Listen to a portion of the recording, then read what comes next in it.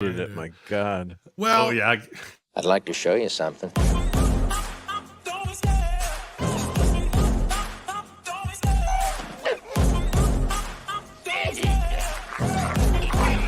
I love the chase and the hunt, and I set the pace when I'm running. I always take what I want and I always give it 100. Don't need a bank, no, I'm funded. Play the game like it's nothing. I'm always thankful for something. Don't take for granted, stay humble. Now wake up! It's time to look at the enemy. Look in the mirror if he is no friend to me. It's not working out, maybe it's the chemistry. It's time to break up so I can make a better me. Better believe in your mind, cause it's everything. You can mold, shape, find almost anything. All it takes is some time and some clarity to find your identity. It's mind over everything.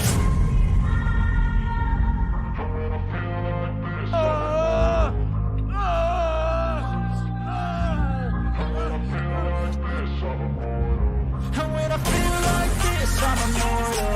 When I feel like this, I'm immortal. When I feel like this, I'm immortal. When I feel like this,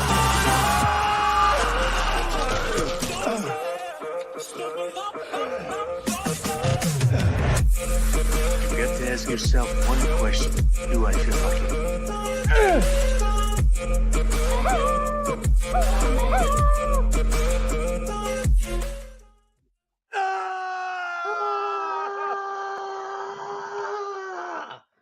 What's up, everybody? There's already a boatload of you. There's an ocean of you, and I see all you wonderful faces in the chat already. You're fucking primed for this one. So am I. This is the first of 3 straight weeks of Death Wish. Will we go 4 and 5? I don't know. Will we do it down the line? I don't know. We'll see. We'll let the market decide, as they like to say. But how are you all doing tonight? It's a pleasure to see you all here for the fucking, what was it, the 84th episode of this shit? Dude, it's crazy. And I'm so glad we finally got to this point. And just to get out of the way, Gerry will not be here. Gerry, we miss you. 70s will not be here. 70s, we miss you too. So we're gonna miss our backdoor, and we're gonna miss our man with the Scottish voice, who just also hit 1K subs recently. Shout out to that 70s Rye for hitting 1K. That man's gonna get monetized any day now, and it's gonna be oh so glorious. So let's give some quick acknowledgments to our chat. 0 hour discussions with JM Cruz. What's up? Cosmic Vader, Pole Baby 74, Dr. Coffin Nails, Anonymous Gamer, Elizabeth Young, General the Freebots Mosley, how are you? Donald J. Skywalker, Aaron Ratliff, Keely Chow, JT Kirk, Orion Kane, Mr. Jerry Jones, John Capola, Deleted Scenes. How are you guys? D-Bud, Martin Southern, Viking. What's up, Billy? Go Boom. Justin B, hello, and welcome all to Toxic Tuesday. Let's bring in our panel so we can start talking about some Death Wish.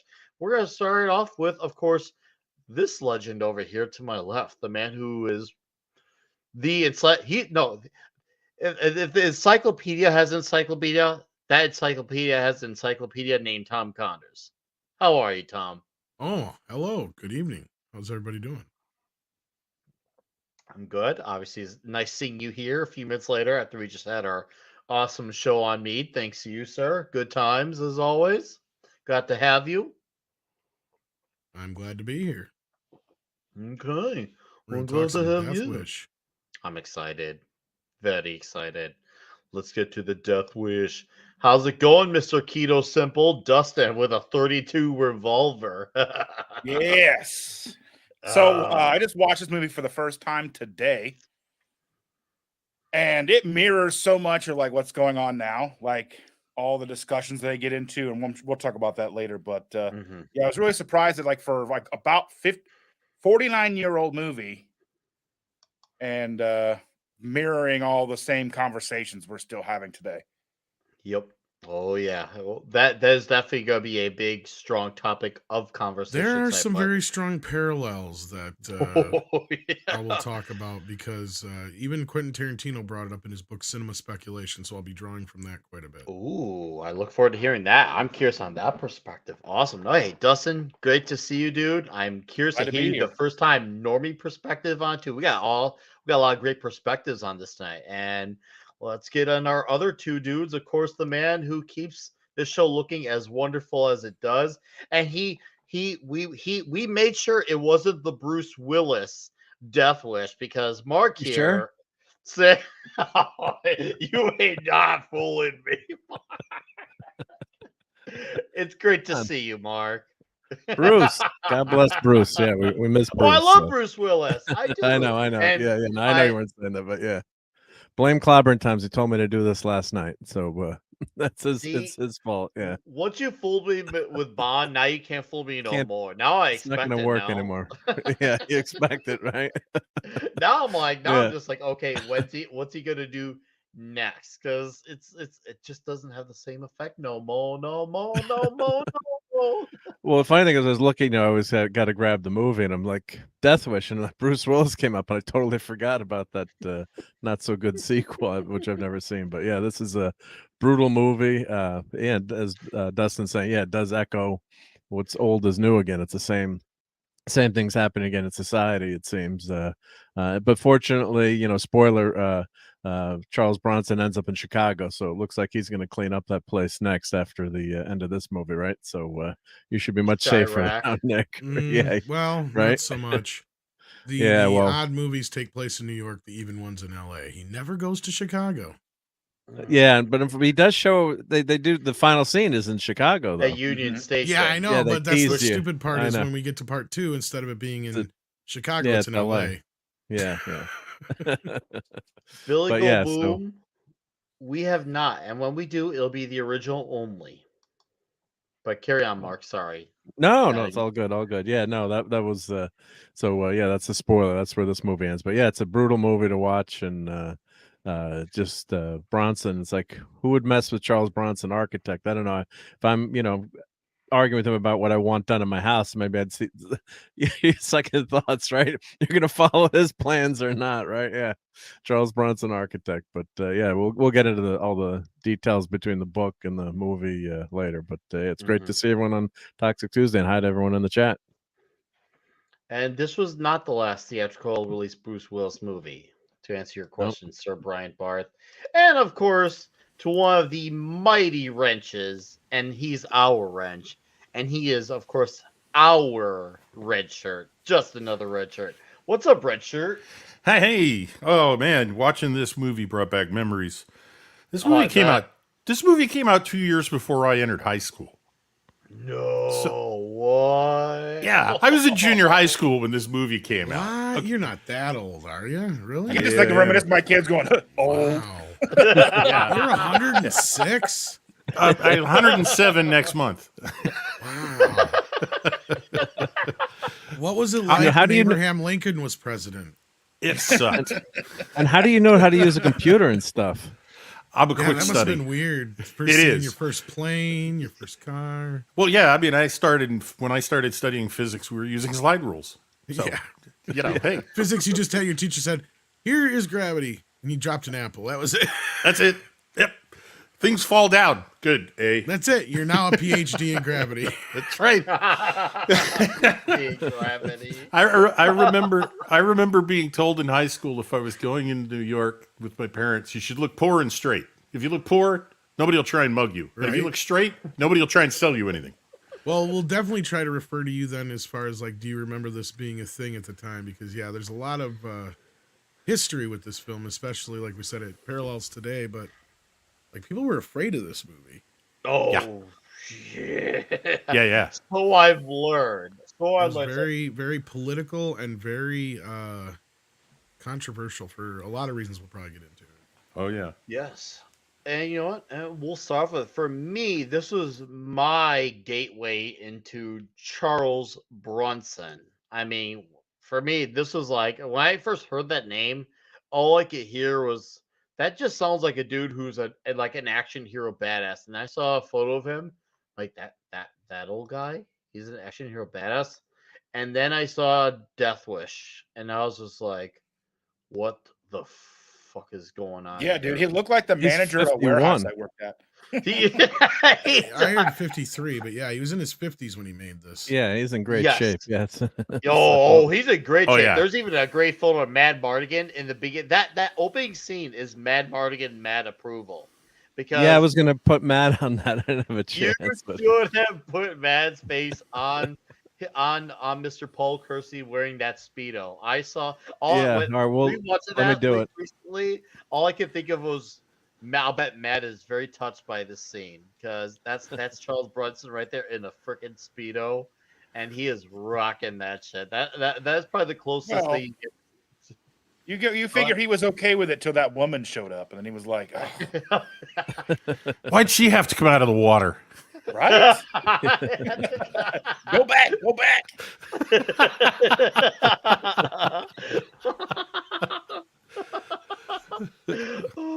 And then he takes pictures of her. I know, do dude. that. We're gonna start the Yup. slideshow. Yeah. Let me And put Matt on that picture. And that is the perfect subversion of how you start something that looks to be very wholesome, and then you want to talk about turning someone's world upside down type of situation. Because after that, the rest of the movie is fucking grim, man. It gets grim, and it gets grim really fast. Dude, like, it gets grim because they're showing you Hawaii, and then they show you New York. And I know that, and you can see it, like 3 different movies and see 3 different versions of New York. Oh yeah, This movie showed New York as like just dirty and gross, and it's not like like there's those movies like I don't never want to visit New York, and then you see those movies where you're like, man, I want to visit New York sometime. That looks Home cool Alone there. 2 made me want to go to New Yeah. York. Home Alone 2, I was like, Or damn, New York looks Ghostbusters or something like amazing. that. Or Ghostbusters, yeah. But Yeah. no, like, and of course, I think it needs to be said that this is based on a novel first and foremost. Yep. Yep. And the author, the name just escaped me here, Brian Garfield. Yes. Garfield. Yep. He hated this movie No, I'm sure he did. I know there were some with changes. a passion, from top to bottom. So much so that he wrote a sequel book to it, and it is basically the whole point is he feels that, and we'll get into this a lot, the film glorifies being a vigilante, which there could be an argument being made for that. Well, there's And so that his whole sequel book, his sequel book is actually a what happens to a vigilante, the what are the consequences. So yeah, anyway. They did make it into a movie, but it wasn't a Death Wish movie. It actually starred Kevin Bacon, and they deviated quite a bit from. Well, what I've read of the criticism of, or at least analysis of the book and the story in the book this is based on, I would say from comparing it to the movie that Paul Kersey's son-in-law represents the point of view of the author of the book, that violence does not justify violence. That could very well be. And when Paul says, "Well, what do you call it when people are put in a state of fear and they just suffer it and go home and hide?" And his son-in-law says, "Civilized." That's what it means to be civilized. And I thought, yeah, that sounds like that. And then when I read about the book, I was like, that sounds like the director decided to keep one character in the story to represent the book, and it was the son-in-law. Yeah. Yep. Well, and it does kind of have some parallels with Rambo in a sense that it from what I know of the book, I've never read it. From what I've read about the book, is that he's referred to more often as just the vigilante. Like he's not even really called Paul Kersey that often in the book. No, Like he's this not. stuff here is all added because the director is like, we never get to see these people be happy. Like the book just kicks off in New York and bad shit happens. Right. So there's that aspect of it. They tried to give Paul a little bit more character here. And the character version of Paul in the book is much different. Like he would be more like He's a an Rick accountant, Moranis type. Yeah, he's a little mousy guy. He's not a Charles Bronson type at all. So that's another reason why the author was unhappy with it. Yeah, he Probably thought that more like Bronson Michael- himself. I was gonna say more like Michael Douglas in Falling Down. Go ahead. Sorry. Sorry, I was just to say, yeah, Bronson himself, I was reading, thought that he was miscast. He thought that, and he said at the time, he said that Dustin Hoffman would have been much better. I'm like, That's well, who that's they kind actually of wanted. Clint Eastwood could have been like no, like a like wimpy, like a No, wimpier guy. Yeah, they wanted a actually wimpier wanted guy. Steve McQueen or they wanted Yeah, I heard Dustin about Steve Hoffman were their McQueen. first two choices. But Bronson himself on on the character, he said it would have worked a lot better. He said if a much more effeminate guy or weaker guy, that because he look at this guy as a kick-ass guy. You're like, it doesn't seem like much of a shock that he goes to town on all these That's criminals. what made no sense to me about the sequel, the remake with Bruce Willis. It's like, okay, why would you cast Bruce Willis? That was part of the problem with everybody casting Charles Bronson with the original one. Yeah. You should have cast somebody who's off character. Like I said, more like Michael Douglas in Falling Down is probably more what Paul Kersey Michael should Douglas and Black Rain, man. Michael Douglas Yeah. would have been awesome for this. Well, you know who else would have been awesome for this? John Voight. Yeah, At that time, especially. At that time, especially in '74, he'd have been a young, handsome, blonde guy, happily married, and then this happens, and he snaps, or just decides that's it. I'm not putting up with this crap anymore. So yeah, Bronson had to be cast against type at the beginning of this movie. So, and it's one of the things that some of the critics love to complain about. If And he's you great in the don't movie. know that Bronson is like shredded, I mean, you would think, okay, he just looks like as Dustin said it best, he just looks like a Home Depot type of manager. But Well, once you see Bronson also shred, had a then you persona. That was the problem. yes, and I That's wasn't what I said, aware same of thing the with Bruce persona. Willis. Yeah. I wasn't aware of his persona at the time. I saw this movie blind. Yep. Just because the name sounded cool. Because I was in I grew up a lot on just straight up badass action movies. So I just saw, oh, Death Wish. How could that go wrong? That's a killer title. And I'm like, Charles Bronson. That sounds like a kick-ass name. And I watched, I'm like, he doesn't look kick-ass. But of course, then you see he's shredded. He's in his homoerotic Speedo. Well, okay, so he's clearly shredded. But for me, going into blind, I didn't have that. I just thought, oh, hey, he's just some guy who looks like a Joe Schmo. So for me, I was sold on that. You hadn't seen any of his other movies or his older I did not. movies, This or- is my first ever Charles Bronson movie. I'll tell you one you should watch because it came out 2 years before, I believe.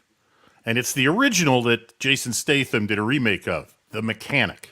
Yes. It's a very intellectual. It's because there's not a lot of big action. There certainly isn't as much as in the remake. He plays an assassin, a very good assassin, I and love the assassins. it's a great movie, by the way. I like it because of that cerebral aspect. His job is to make his assassinations look like accidents. So he spends a lot of time planning very complicated operations where when it's all said and done, it will simply be written off as accidental death by a coroner. And no one will ever come and I look wish for I'd him. have thought of that in Death Wish. Yeah, exactly. But this movie shows him as Paul Kersey 2 years after he was this character in The Mechanic.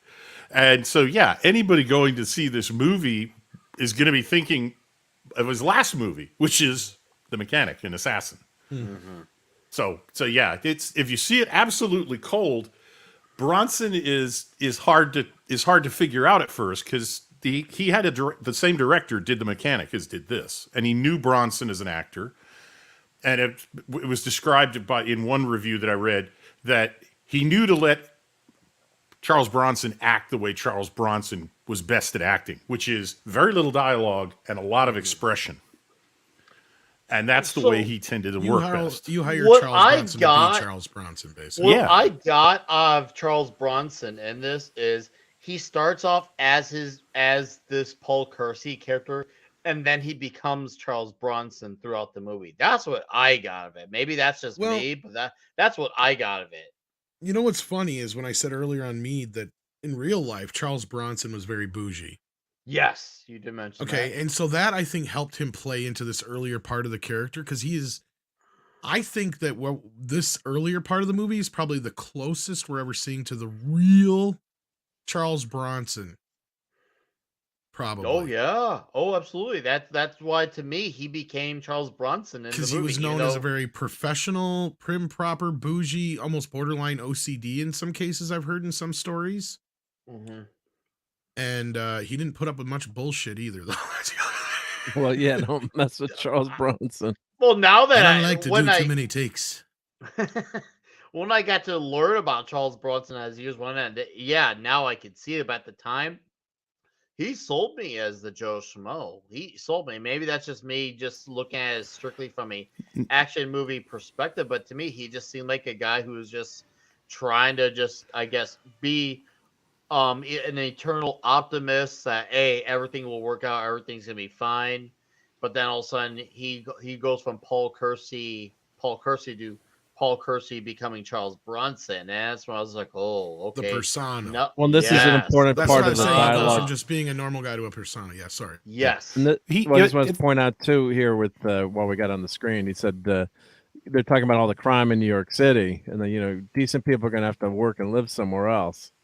By decent people, you mean people can afford to live somewhere else. So he's like, yo, you're such a bleeding heart liberal, Paul. So they're setting him up as a very liberal, quote unquote liberal character. Oh, back this is then. a very political movie. Yes. Like, yeah. Yes. Let's yeah, not there's a lot of pretend political that it's undertone. not. No, it is. But this, I just want to say to your point, Nick, that you bought. I mean, I think you bought Charles Bronson's character in the beginning of the movie because I'd argue this is his best performance of his career. And it is the movie he is known for. Mm-hmm. Besides Magnificent Seven, I agree with you 110%. Yes. Yeah. Mm-hmm. That would be too long a conversation to have as a sidebar to this one. Yeah. No, he doesn't have as much to do in that movie, but he stands out so well with those kids. Yes. And his bit in Magnificent Seven, like that is some of his best acting. And then you're right, though, as far as carrying an entire film, like, yeah, this is his best work. Yeah, and he sells the character arc. There you go. There we go, everyone. I got the quote up there too. That's a He's got volleyball figure figure. there. Right? Oh, yeah. He was good. able to sell it because he was. I mean, he probably was starting to get a little bit typecast as a strong silent type actor in a movie that contained violence. And this movie, while it does of course contain a lot of some significant violence, he has to start the opening of the film and sell you Jeff Goldblum's his first role. What a debut for an actor. Who's not fond of his debut? No, he's not. Because he really didn't want to play this much of a scumbag. Well, and it's interesting about this because normally in the movie, what would happen is Paul would figure out who these guys are and he'd systematically take them out. Yep. Right. And I believe that even happens in the remake. But kind of the thing that I give this movie, and it's one of the very 70s things about it that kind of adds some realisticness to it. He doesn't know who they are. He never even gets them. They never come back again. Why? Because it's just random violence that sets it off. And it's just the way this all happens in happenstance is very believable almost to a point. In the first one, once you get to the sequels, it starts to get very crazy. Like we were goofing earlier, like, this time they killed his cousin's best friend's girlfriend. Like yeah. Well, the third one, I love it when they pull out the Browning machine guns too. It's in the apartment complex. Well, and it's the fourth one where the cops literally like clean up this neighborhood for us, Paul. Like, yeah, kill as many people. You're the as you vigilante, want. right? Yes, I am. You're making me want to do all 5 in a row now. When you well, the fourth one's batshit fun crazy, right? It is wild. Because that's the one that I said has the guy who plays Brad in Superman, the early Superman films, and he was also the older brother that disappeared on Happy Days, as Clobby reminded me of. He's the bad guy in that one, and he has a reverse mohawk in it. And is that the one with the apartment complex? Where yes. His friend, yes. That's the crazy. Yeah, we watched that for Violence Fest because that was just such a good. It takes a motherfucker out with a bazooka. And he's got the the bazooka, and he's got the pistol, like the 50 caliber pistol. That's a huge fucking pistol. Yeah, and then they said the owner that as starts with a W, is it Wembley, or I can't remember the name of the pistol, but they said sales went up like crazy whenever that movie was sold. I can't remember which one it was. They did. I think they designed one for him specifically too in one of them, but I can't remember if it's the third one or the fourth one. But yeah, Probably. Yeah. Oh, there. There's that part that. 3. Okay, I keep getting 4 Okay. and 3 mixed up, but yeah. Well, those were like filmed back to back too. I think on top of it all. So We gotta acknowledge in the one thing we as we were talking about, obviously a lot of history for this movie. Great conversation, guys. But in the credits, we have to acknowledge a very essential name to this soundtrack. It's Herbie Hancock, as Christopher would like to say in Tommy Boy, because it really was Herbie Hancock in this movie. He has such a bone-chilling, unsettling, like very visceral soundtrack to this movie. Like I feel the whole like the hair standing on my arm type of feel with the music in this, and obviously with these scenes, it definitely adds to that. But man, Herbie Hancock freaking delivers with this. And for me, when I first heard of when I showed this movie to my girlfriend, she's like, hold on, Herbie Hancock's a real person? I'm like, yeah, he's a real person. She thought that was a joke from Tommy Boy. And do you know how Herbie Hancock got the job? So the director was dating Maria from Sesame Street, who's in this movie as the cashier that you just saw. And they were talking about just, she's like, Herbie Hancock's got this great new record out. He's like, gave the director the record and said, oh, we're going to hire Herbie Hancock now. So they weren't even planning to get him for it. But the soundtrack is so good. It's keeps you on your toes. It's off kilter. The timing of all the rhythms are off, these odd rhythms. It definitely worked to make the movie really scary. Yeah. But it was just a lark that he got the job. But he did a great job. And then Jimmy Page does a soundtrack for the next movie, which is really and good. I think the third one too, if I'm not mistaken. Yeah, and the third one too. Yeah. Well, and it's funny here, speaking because this is her one of her last scenes in the film, and her big scene, Hope Lang, being in the film was kind of a big deal because Charles Bronson, notoriously part of his bougie OCD-ness, he normally had his wife in the film as his wife for various reasons, mostly just because he was a very loyal man. But this was a movie that even though the director thought that he would insist his wife be in it, he was surprised that he didn't want her to be in it. He didn't want to get her ass kicked in this scene. That's why he didn't want her to be humiliated by the muggers in the scene. Right. So he goes, well, I would picture more like a Hope Lang type. And so the director goes, well, nobody's more Hope Lang than Hope Lang. Let's try to get her. Let's get Hope Lang, right? Yep. And she said, yeah, believe it or not. So it's kind of, I mean, at the time, and she's a she was gorgeous lady, very well-known character yeah. actress. Yeah, at the time. So Ghost and Mrs. Muir. Anyone remembers that Dick series? Van Dyke Yes. Show and everything like that. It was big for that too. But yeah, and then of course, the tragic incident here. Goddamn rich cunt. Oh man, yeah, and it definitely. There, just to put you all a little at ease, just for that moment. Mad Mardigan makes things better. And no, but I remember seeing that. I was like, and this was probably one of my first movies where I saw a scene like this, because like I had seen R-rated movies, but I had not really seen a scene of this caliber. I just remember seeing this like, holy shit, like they got away with this in this movie. And then now I realize, obviously at the time I didn't understand. I was being a teenager, but now looking back in the retrospect, since you realize it was part of them telling a story, as unsettling, part of the brutality, as uneasy as it is. Part of the brutality of it all, Nick, it has mainly to do with the fact that if you listen to all the dialogue in the what little dialogue that Charles Bronson has in the film, he sets his character up very well to where it's like you have to have something like this bad happen to him. Oh yeah, to turn him into Charles Bronson, into that vigilante, because he is such a passive person in his normal everyday life, and he just hates violence. He was an objective what I just forgot it in my head during the war, the Korean War. He was a conscientious objector. Conscientious, yeah, thank you.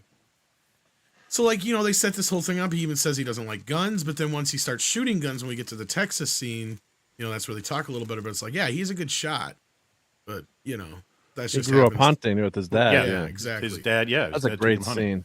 It is. There is an old wise ass joke that he reminds me of. I mean, and it's trite. I mean, it's really trite now. It was probably close to trite then, but that a conservative is somebody who's been mugged, and a liberal is somebody who's been arrested. It's funny you say that, because this movie was, I guess that could get us into some of the political talk here without getting too deep into it. Go ahead. You got to remember when this movie came out, guys, in the chat, especially 1974. We're coming right near the end of the Vietnam War, the hippie and civil rights and feminist movement. A lot of the same kind of shit they're pushing now, even though then they actually had reasons and rhymes to, actually fight for some of this stuff. Although, what happened? Well, a lot of crime, a lot of protesting. Crime went up in New York and all these other bigger cities, and a lot of the same shit we're dealing with now, and please chime in here with this, Red Shirt, was a lot of the shit they were dealing with then. And what happened was they were afraid to release this movie because they were afraid that it would spawn vigilantes. Now, I was not able to find one corroborated story that actually says anybody was actually inspired by this film, although the author of the book claims up and down that people were, but I can't find any story to corroborate. So basically, I can't either. I can say that when Bernie Getz shot several muggers on a subway, alleged by him, on a subway in New York, screwdrivers. Yeah, right. That the press and everybody were very quick to refer back to this movie. Right. It was a knee-jerk response to talk about Death Wish, and that Bernie Getz was one of the people triggered by it. And I know you guys wanted to talk about some of the reviews. I know you've got Roger Ebert's review ready, Nick, to talk about. But Pauline Kael was another one at the time where she gave it a brutal review. But even she had to point out how good it was. And I tried to find that review to get the actual wording of it because, it's one of those things where what happened was the nation fell in love with this movie. Yeah. And to me, it's kind of the equivalent now of if they brought out a movie about a guy who did the same thing with a lot of the Antifa fuckers and all these people that are out there right now. Doing the shit. These people that are destroying, these stores and shit like that. So you had a lot of middle America people who loved this movie. They got up and cheered at this movie. Yes. Yeah, it was a huge movement at the time where people were like, okay, wait a minute here. They took a look at this and they're like, this is kind of against the grain, but people are loving this. Well, I'm glad you guys, Tom and Red Shirt, I'm glad you're mentioning the whole, worried that this is going to lead to people do this in real life, because it just goes to show you a theme throughout the last half a century that the medias, the politicians, all of them, they all need to always have a boogeyman. If at this time period, Elvis was the devil's music. Movies made you do crazy things just because of Vigilante. And then in the 90s, it was Slayer made you evil. And then video games made you evil. And now we have, obviously, now it's anime, sadly, that's bad. Like, there's always a boogeyman that these people need, whether it's in movies, whether it's in music. They're always looking for someone to pass the blame because no one wants to accept a self-responsibility. And that's something that is definitely a theme that's kind of tackled here. Like one of the people says it to the cop, you're too busy handling parking tickets to worry about actual issue. Now, I'm not saying all cops, don't do that. I know that. Obviously, there are cops who do their job, but there's obviously there are cops who tend to look the other way. There's two sides of the coin, right? Yeah. Like, because Jonah's bringing it up too, and that's what I was going to say. This movie and another movie that came out at the time that we've talked about already that were big deals politically were Dirty Harry and this. Yeah. And they were seen as conservative films. Like flat out, straight up conservative films. But they were huge hits. Not just with, they're still talked about to this day and for the same political reasons in some respect. Like this movie even knew at certain points where, because they have that scene later on at the party we'll get to eventually too, but like this movie kicked off a whole like string of revenge-o-matic films and Yep. films of this era with Revenge vigilantes. fantasy, that term that Yes. they love to use, revenge fantasy. Yeah, And the no, term I absolutely. stole the term revenge-matic from Quentin Tarantino. I don't know where he got it from. I But like he that one goes better. through he goes through a bunch of these kind of films, and this is one of the better ones. Another one that's a lot like this that actually is kind of a ripoff, but is almost better than this movie. I don't know who else on this panel has seen it, but Rolling Thunder. I've not seen Rolling A Thunder. long time ago. It's a really good movie. It's about a guy who comes home from Vietnam and he finds out his wife's been cheating on him, and he barely knows his kid. And a similar thing happens like in this movie. His family gets killed, and he goes on this revenge spree. And the catch of the movie is he was in a prison in a Vietnamese prison for a couple of years and was tortured every day. And the killers that come to his house, they actually just want these coins that he's got, and he can put up with all the torture they can give him. But then his family shows up. That's the thing. So like, it's a really good movie though, and it's a movie I can recommend too if you like Death Wish, if you like these kind of movies. Rolling Thunder's a good one. No, I'm Yeah. gonna watch it. You sold me. Yeah. Joe, I think, was another one that came out at this time that was also kind of a controversial one. That's about a guy who's really racist against hippies, and he talks this one guy into going and shooting up this hippie commune that his daughter is sucked up into. And yeah, you had a lot of movies like that at this time that this movie and Dirty Harry really were influences on. Yeah, Ebert basically says in his review, which we can when we get to it, but he was not horrified by this movie. He was terrified by this movie. He was scared, and he says so.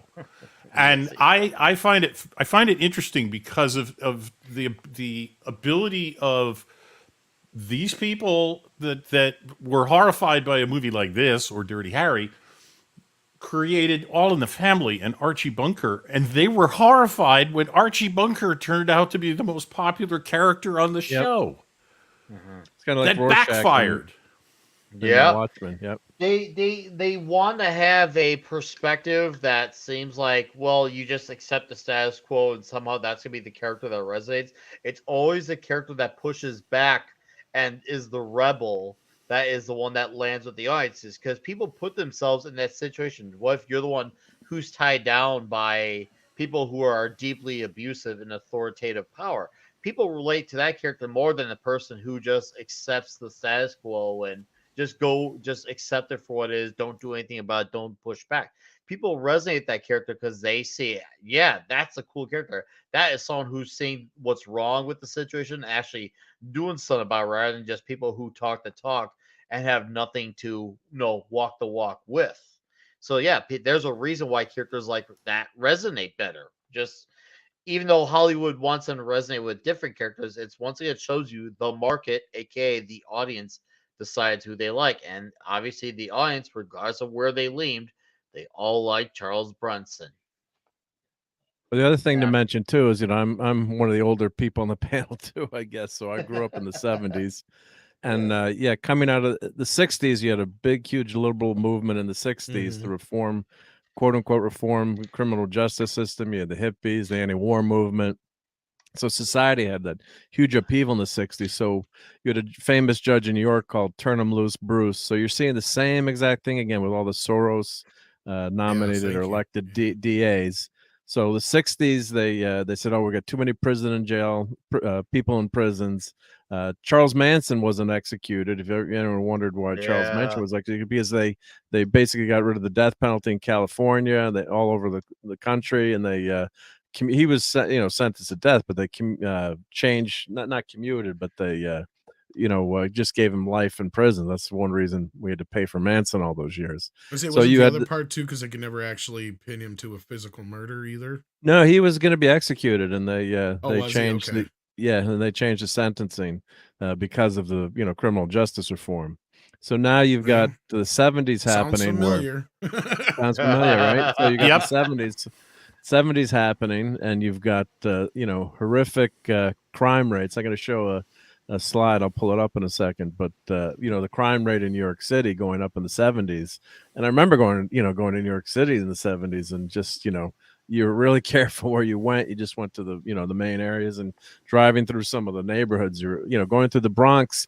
The Bronx was famous for having blocks that were so destroyed they actually had to redo the maps because there was nothing left there. And Jimmy Carter famously went there in the 70s, said they were going to rebuild the Bronx. If you Google it, you'll see the pictures of the speeches. But the Bronx was a war zone. It looked like it had been, bombed in World War II. It was such a disaster. And but you had the Fort Apache, the Bronx, the precinct, where they basically, they were overwhelmed and gave up, trying to do things, because just like today, they're just, if you go into, I was watching today Target, they had everything was glassed up or locked up in Target in San Francisco because there's so much theft, and all these stores are leaving. In Chicago, Walmart is closing 4 stores. So it's the exact same thing happening again. It's kind of scary how history repeats itself. So you had this Can you huge. imagine though if they made this now, though? Oh, you could. Right. Before you acknowledge that, because that's a great conversation, Darius Munchausen for a $3 super sticker, and he gives the horns. Thank you, Darius. How are you, sir? Yeah. Thank you for being here. And horns up to you, my friend. Appreciate it. All right. So, yes, this movie, like many of our Toxic Tuesday movies, I mean, obviously we had the remake, but they would not. There's a reason they didn't make There's even it things the they had same to change way. in the remake, man. Oh, yes, there was. Like a certain scene that already happened much earlier that really set the stage for what would become, Death Wish of 1974, aka Death Wish. I'm not going to acknowledge it as 1974 anymore. It's just Death Wish.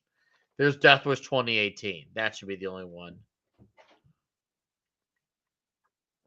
It's Jason Lee's father. No, I don't know. No, he does look like, dude. He looks just like Jason. I'm like, holy shit, did. Jason Lee's in this movie. He time traveled back into being in this movie. No, dude. My name is Earl. I love saying as he becomes the Charles Bronson persona. I like saying how he's just like, I don't know about guns. He starts using one, and all of a sudden he has the history with his dad. All that. It's just like, oh well, my dad. Tom, you do way better. Then he names the next gun too. He's like, hand me that gun. What's it? I can't forget the model number. And he's like, his first shot's a dead bullseye. So yeah, don't judge a book by its cover. Although Bronson looks, like a badass. He's quote unquote a New York City liberal. So there's, he's kind of surprised. He's like, you ever touch one of these before? And he's not someone you want to fight in a gunfight. And this was alluding to part of, I guess.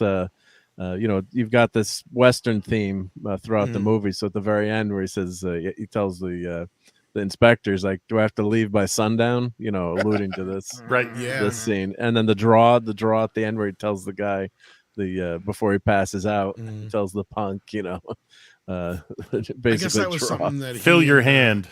Fill your hand. Thank you. I guess that was something else added to the movie that wasn't in the book too, that I'm sure drove the author mad. But yeah.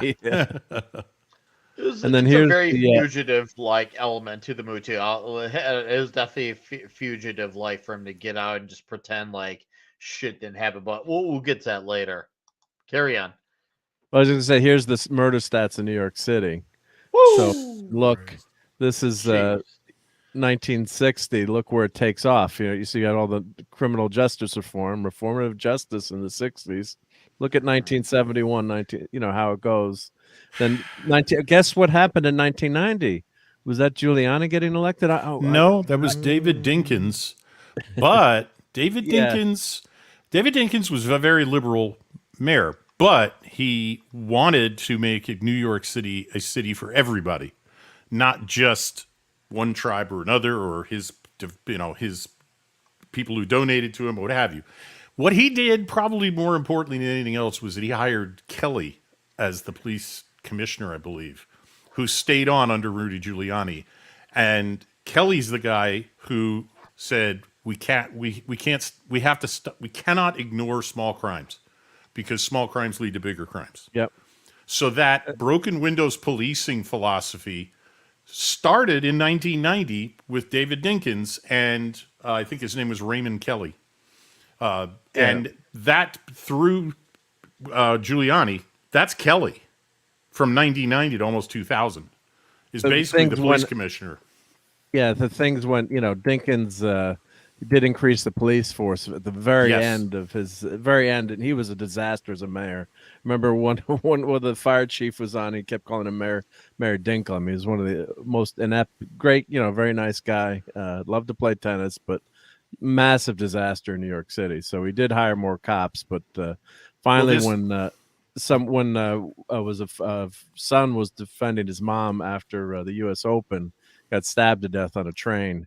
In the subway platform there. That was one of the last straws, and people said they can't take it anymore. And then they put in stop and frisk, which has since been considered quote unquote unconstitutional. But that's how they got all the illegal guns off the street. Because I knew someone who would go to New York City all the time. It would take his pistol to New York City. And once Giuliani got in with the stop and frisk, he even stopped doing it. So you had they're grabbing everyone off the street, and that's really the only way to do it is to stop that, is to have a massive police presence. But then you can see how crime plummeted after that that happened. But Yeah, Dinkins was a horrible mayor. Yeah. That graph right there, Dinkins' first half of that 1990 to 2000, or first 3 years of it, is probably his greatest achievement as mayor of New York. I don't think he managed anything else that was as positive for the city. Yeah. Yeah. And my familiarity with New York is between 1970 and 1990. Yeah. Which is why I've never been back. Yeah. Yeah, because the PBA they couldn't stand him. They had protests, and they were they blocked the Brooklyn Bridge, and so it was a mess. Yeah, but he did start that hiring program, so you have to give him credit for that. But Yep. just if you could just imagine what crime was like and going to New York in the 70s. I mean, You can't. Scary You stuff. really can't. I mean, New York. There are parts of DC now that are like that, where there are neighborhoods where you don't go there, and there are cities all over the country where there are neighborhoods you don't go there after dark, or after the theaters close or something. But New York was really, really bad in terms of street crime. And it was partly because they weren't really bothering with street crime, mugging and pickpocketing and that sort of thing. They found out everyone who was jumping the turnstiles, guess what? They're committing other crimes too. So if you nab them, Right. then you find out they have an arrest warrant. Right. I got a good friend who lives in DC now. Used to be a good neighborhood, not far from the White House. And they're trying to get out now and sell their house because they said it's just since the riots in the summer from a few years ago, the houses all in the street are getting broken into. You can't go to the store on the end of the street without getting accosted. You can't leave your house at night. It said it's really getting scary, and even good parts of DC. So Yeah. they just had that new the new bill that they voted where they were going to make carjacking a misdemeanor, and even Biden vetoed that one. But there's just some crazy Looney Tunes and politicians. But I mean, you look at Chicago. They just voted on mayors. So I mean, you get what you vote for, I guess, right? I mean, Chicago is the city that's the least capable of learning from its mistakes. I'm just saying. Let that tell you something. Regardless of you can at least see, like, obviously, I guess this will be my last political point for a few minutes as far as modern day, but you saw what happened in the midterms with New York, and there was at least we'll just say there was a closer race than you would expect normally from New York. Illinois, it's still a landslide, the same old. So that's all I got. Anyways, Death Wish, and then we'll go to as it ties in. As we said before, though, it does parallel a lot of shit we're dealing with now. And a lot. I mean, at that time, things were very hostile too, in the same kind of ways. But the movie did cause a big stir. It actually got. It was never considered a video nasty in the UK, but it did get rated X in its initial release, or the equivalent of there. And then did get pulled, and although it wasn't on the official video nasty list, it was considered video nasty adjacent. So it was a very hard film to come by over in that region for a while, I guess. Yeah. I want to point out what a shock it was to recognize Stuart Margolin here, who's the guy he's working with out in Arizona with the really tacky car. that was in character for him as an actor. He was in Love American Style in the late 60s as a really goofball character, very hippie character. If you remember, if you watch the Rockford Files in the late 70s, he was Angel in the Rockford Files. He played rather offbeat, left-wing, hippy-dippy characters for like 10 years. Then he's in this movie. He is not a hippy-dippy character at all in this movie. So talk about playing against type. He was. That was a bit of a shock to see him in that role and recognize him. All right, we got Jason Sandberg here for $2. Says it ain't Tuesday, it's huge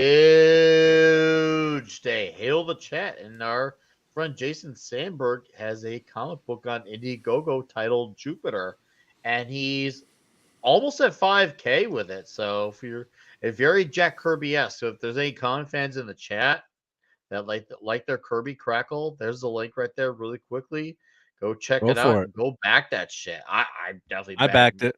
I absolutely backed it. I can't wait to read that. So yeah, thanks for the $2, Jason. Hope you are well, sir. But I will say, man, now obviously knowing the Bronson persona, Bullseye. he knows how to rock the damn suit. Seriously, it's not like that was the other thing I was going to say earlier too. Is that was always part of his deals was the suits, and I think he got to keep them all too. I see guys like him, and of course Clint Eastwood, and even I'd even say the same of Keanu Reeves. Like the dude's just wearing a nice, simple, classy suit, and they just go out and just kick ass. I'm just like, damn, I love it. Just just put on some simple, nice clothes and go out and just a proper hitman outfit, basically. And obviously, the video game Hitman, the guy was just a bald dude who wore a suit as well. Who knows? Maybe Hitman, the video game, must have been influenced by some Dirty Harry and some Death Wish, for all we know. Can't forget And John Wick. Oh yeah, oh dude, yeah, no, and Keanu Reeves rocked the suit for John Wick. That was like hand in hand for him. It's perfect. I gotta love this quote here. Well, you're a peculiar conscientious objector. It's like, yeah. Yep. Yeah. Bullseye. Yeah. I just thought it was strange with the whole gun control conversation that they had, because I knew that there was a lot of that kind of going on in the 70s and such, especially like in '64 when you had like the Gun Control Act, and all of that going into kind of coming into that, and then like after the '90s, kind of that pinnacle of the '90s when they had the assault weapons ban from '94 to 2004, and then after 2004. You had a lot of the gun control laws started being rolled back, and you've got more concealed. Like almost every state has to have concealed carry now, and then if you kind of see that with like whether or not it's correlation, causation, or whatever with a drop in crime too. So, well, yeah, and after Kennedy's assassination, you could actually order guns mail order. So the rifle that was used to assassinate Kennedy, the Italian Manicler Karenko, if I'm saying that correctly, bolt action rifle, he just ordered it through the mail, and then it wasn't until wow. Yeah, I mean, just ordered your guns through the mail. There was no background checks, nothing. It wasn't until James Brady and the Reagan assassination they had they added they had the Brady's Firearm Act, which added background checks to buying weapons. So different states had different requirements. I mean, that's the thing too. New York City, till that Supreme Court decision, you couldn't own a pistol. Well, you could own a pistol legally, but you had to be someone rich or famous or have a lot of money to get that pistol permit. The carry permit was almost impossible. So now the new same thing with Chicago too for a while. Yeah, Chicago. You couldn't own DC. a quote unquote assault weapon for a long time. Well, no, even a handgun. It's still true when they say may issue. I mean, I'm familiar with Massachusetts that passed its own assault weapons ban in 1998, and it's never gone away. May issue means that whoever gets to decide can tell you to go piss up a rope, and in certain cities in Massachusetts, that's exactly what happens because the police chief is the sole arbiter of whether a permit gets issued. So it depends on what town you live in. in Manhattan, it's still pretty much true that you need connections or a hell of a lot of money Well, to but I be mean, able to get a hold of a permit. the Supreme Court just overturned all those laws. That's why New York City was going crazy. Then they made it Well, so you couldn't carry a gun. So yeah, what well, they've done though is they've added requirements. Like in Chicago, they added all kinds of requirements after. So they'll probably end right. up in the Supreme Court again. But Yeah. And it's got a better now, and it's got a better chance of all of that administrative overhead that they added to the process being declared an infringement, because they made it so obvious that they were only doing it because they could no longer say we can decide. Right. So I mean, 'cause even with Chicago, that's going to come. Yeah, that's going to be their last, though. That's going to be the last stronghold. Places like New York, Chicago, San Francisco, L.A. Those will be your last places where that. But now, that right is even honored. Washington or Seattle just passed sweeping like assault weapons. Like I think even like handguns fall into some of it too. So we'll see how that holds up. If there's going to be any Supreme Court, backlash, because they've already passed Heller and they've passed Bruin and all that stuff. So. Yep. Oh, it's be interesting to see. There are precedents now that there weren't before, and the attitudes have been changing. This movie was near the high watermark for gun control, which is, I think it was 68 was the big one. That was where you couldn't have a machine gun made after 1968, period. And to get one that was made before that, you had to pay a several $100 a year tax and go through a proctological exam by the FBI every year. That's that one. The one you think it was 1986. No. Gun Control Act is 68 is where they cut off automatic firearms. No, it was that was 86 was automatic firearms. Yeah, it was actually you could always own it. You can always own a machine gun, but they prohibited NFA. any more machine guns going into civilian hands, being manufactured. And it was actually Charles Rangel who held the vote at like 1 a.m. He had a voice vote, and he added that amendment. And Reagan had been pushing for that because something we just saw here. It's the if you're traveling with a firearm, say you're going from Texas to New York and then going to Maine. They were arresting people traveling.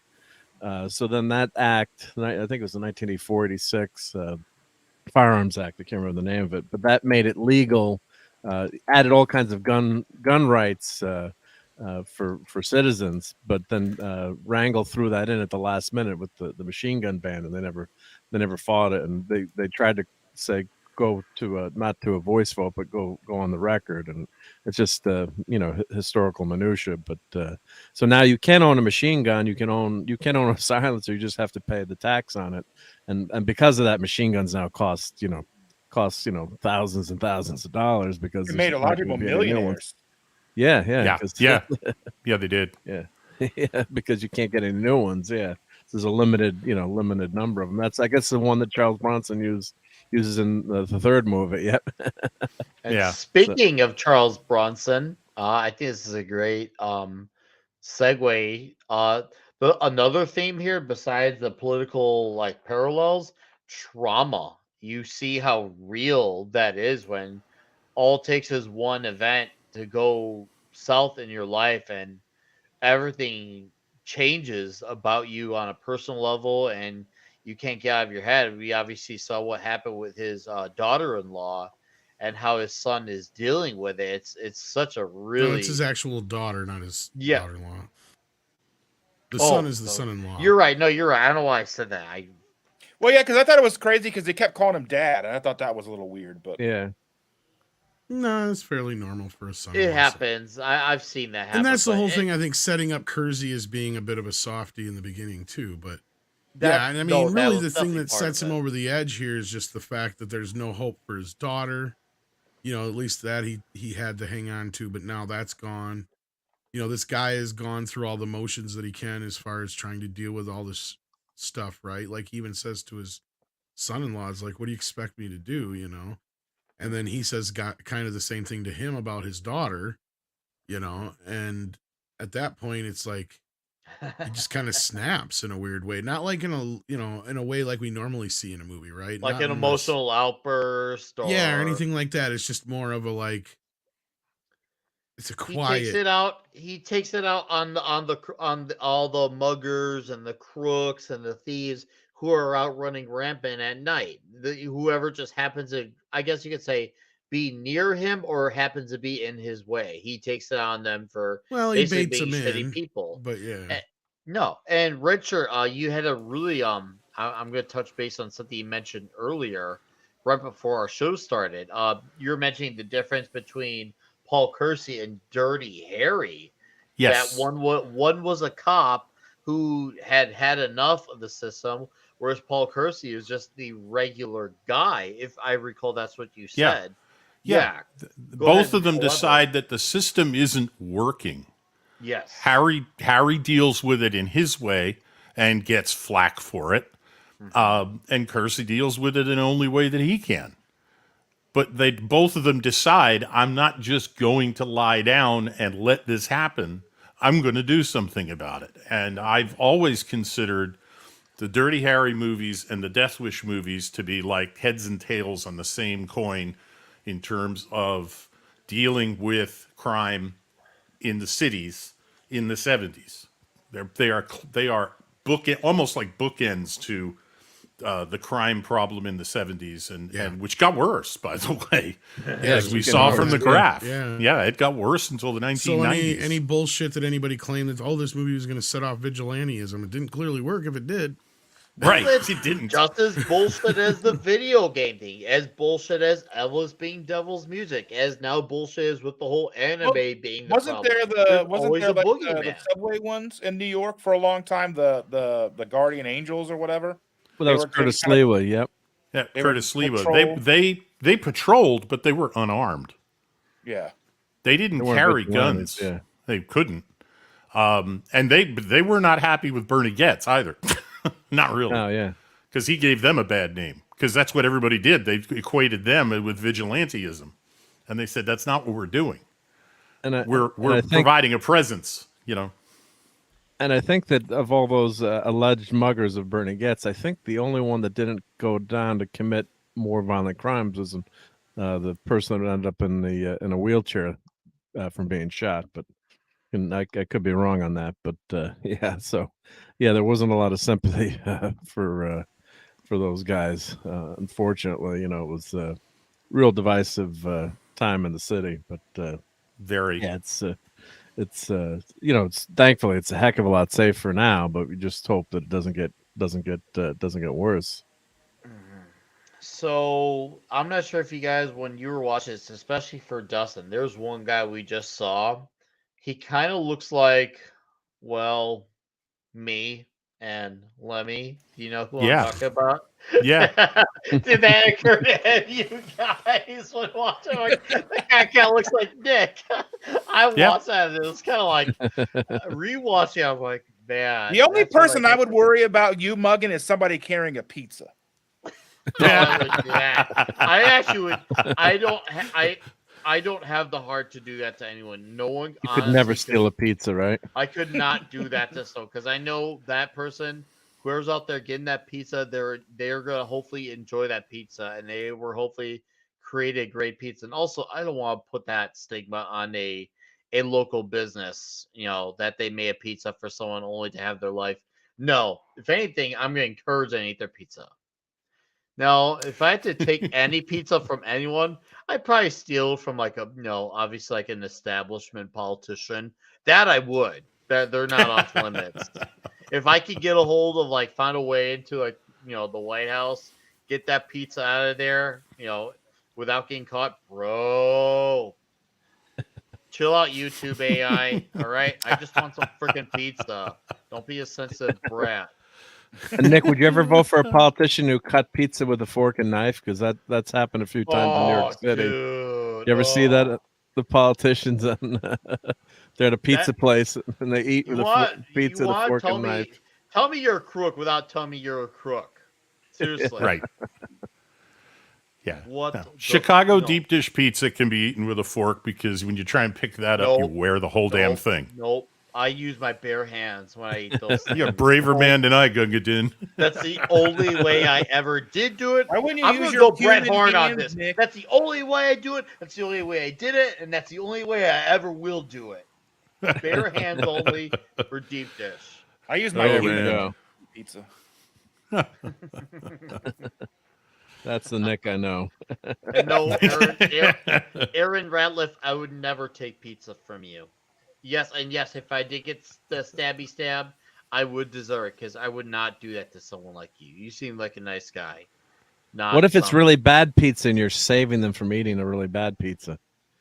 I would honestly, I would try to kind of beg them, like no, like in all those movies where they have the nose in slow Like, motion. I can see Nick outside of a Domino's place with a picket. Like, imagine Don't eat bad pizza. like imagine that Simpsons scene in when Ned Flanders was trying to convert Bart, and Homer like pushed Bart out of the way, and then he got the holy water out of his. He's like, no. I did see a meme the other day. It was like, if you order like DiGiorno via Instacart, then it really is delivery. Jeez. I love these pizza comments here. If it's bad, no, I don't want it. I don't want it. You keep it. I'm taking that shit. I mean, how bad it got to be bad pizza? It's got to taste like the bread sucks. It's got to taste like the cheese is not good cheese. There's bad cheese out there, and if it tastes like cardboard, like a Domino's pizza, bro, not that is just or that $5 Little Caesars to go. Now here's a twist with Little Caesars. If you get their stuff that's on the menu that they require 10 to 15 minutes of making, that's actually good. But their $5 ready to go, bro, no, full stop. That's why we would always go and order like a pepperoni and sausage, so they'd have to make it right then. They actually, and they always try to insist that they don't make it, but it's gonna be 10 to 15 minutes. I'm just like, well, I'm gonna wait here for 10 to 15 minutes. I want my pizza. The only place I've ever seen pizza that was ready for you to eat with the minute you finish paying for it is a slice in New York City. That's it. Actually, when I'm in Dallas in June, red shirt, I have heard a few places recommended by Dave Portnoy. If you come up to Dallas, we should try to go to one of the places Portnoy recommended. Oh yeah, I'm just saying. We should unite. We should definitely have pizza. Oh, dude, yeah. I will be the judge then, and I gotta get me more Whataburger because I've already used half my bottle of spicy ketchup. So. Bro. Anyways, Death Wish. Nothing to do but and this is where that important chat goes on. What about the old American social custom of self-defense?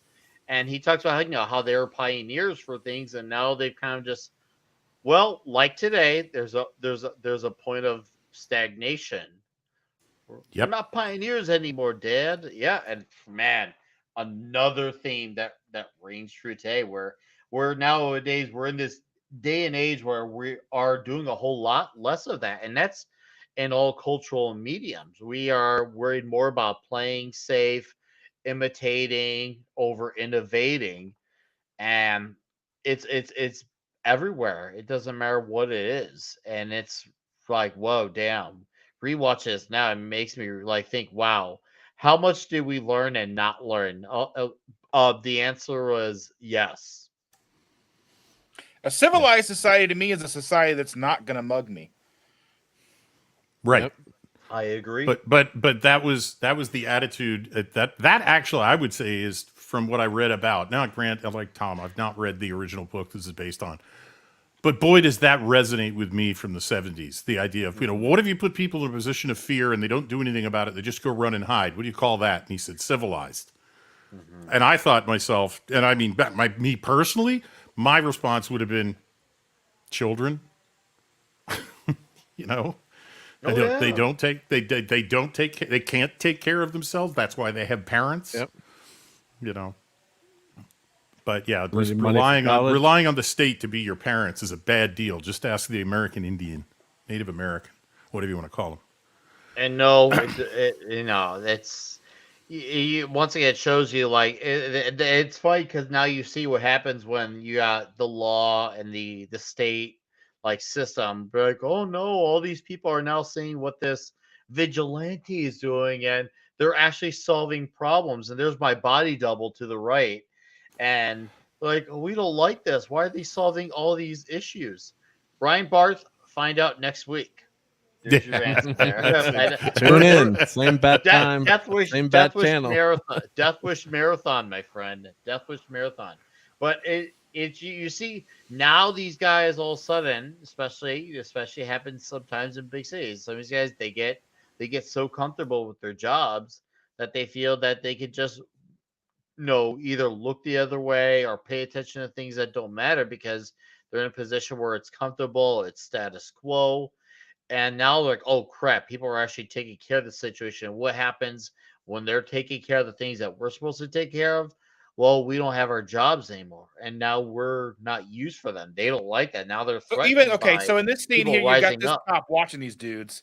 You see this cop, he's watching him and he just goes the other way. Right. Yep. He sees him and he's looking at them going, they're gonna cause some fucking shit. I'm gonna go this other car. Yep. And look at the headline of the paper too. Stop vigilante married to men. Well, secretly he's like, oh, this guy's great. He's bringing down crime like nuts. Muggings are way down. I thought that ad for Dustin, me. I thought and Dustin, that is an excellent point because it's funny because you look at the headline, and then you see them contradict their own selves right off the bat. They're talking about how this stuff needs to stop, but yet here you see one of their own not doing anything to stop it. And he knows, like, to be fair, good cop or bad cop, they're going to have a good eye for when something is suspicious. That cop knew and did nothing about it. Just let it, go on. And all of a sudden he has to play shocked. And I'm sure, yes, there's probably protocols. I'm not going to put it past them that they have procedures. He was scared, maybe, I think. I think he was scared. The look on his face. And that's true. I'm not going to put it past them that they do, but it's obvious though that, the people feel like there needs to be more done, and they feel like if they can't put it in their city police to do something about it, well, then they got to put the matters in their own hands, because sometimes, to be fair too, and this does go to a police officer's advantage, cities are massive, like really massive, and there's only a population of so much police. To be fair, even if let's just pretend that it was a city full of good cops, a good cop can't attend to all the crime going on, even on their best day, because there's so much corruption going on that there are certain things that they can't get to hours later. So even if they were all good cops, it's literally not their fault that they can't attend to everything, because their buzzers or radars or whatever are going off every other second. So it becomes a matter of which crime do you try to handle and stop. It becomes a very big pick and choose, and certain things take priority. And you also see these guys too. They go in, they see this cop, and they're not even afraid of the cop. The cop doesn't deter them. No, but they know one thing. They know one thing. Until they commit a crime, the cop has no power over them.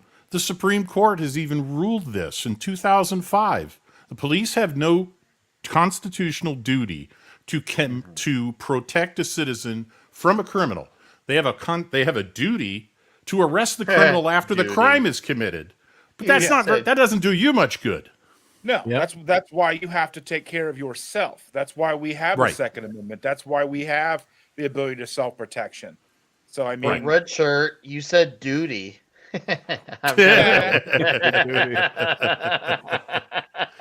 I will always laugh at that for as long as I'm alive. And Chris W., which spider was that from? Amazing? Because I know that wasn't that had to have been Amazing, because that was the only, or was it Spectacular? Because I know it wasn't Web of Was it Amazing or Web? Please fill me in on it because I don't remember that issue. Or maybe I haven't. I just maybe glossed over that panel, bro.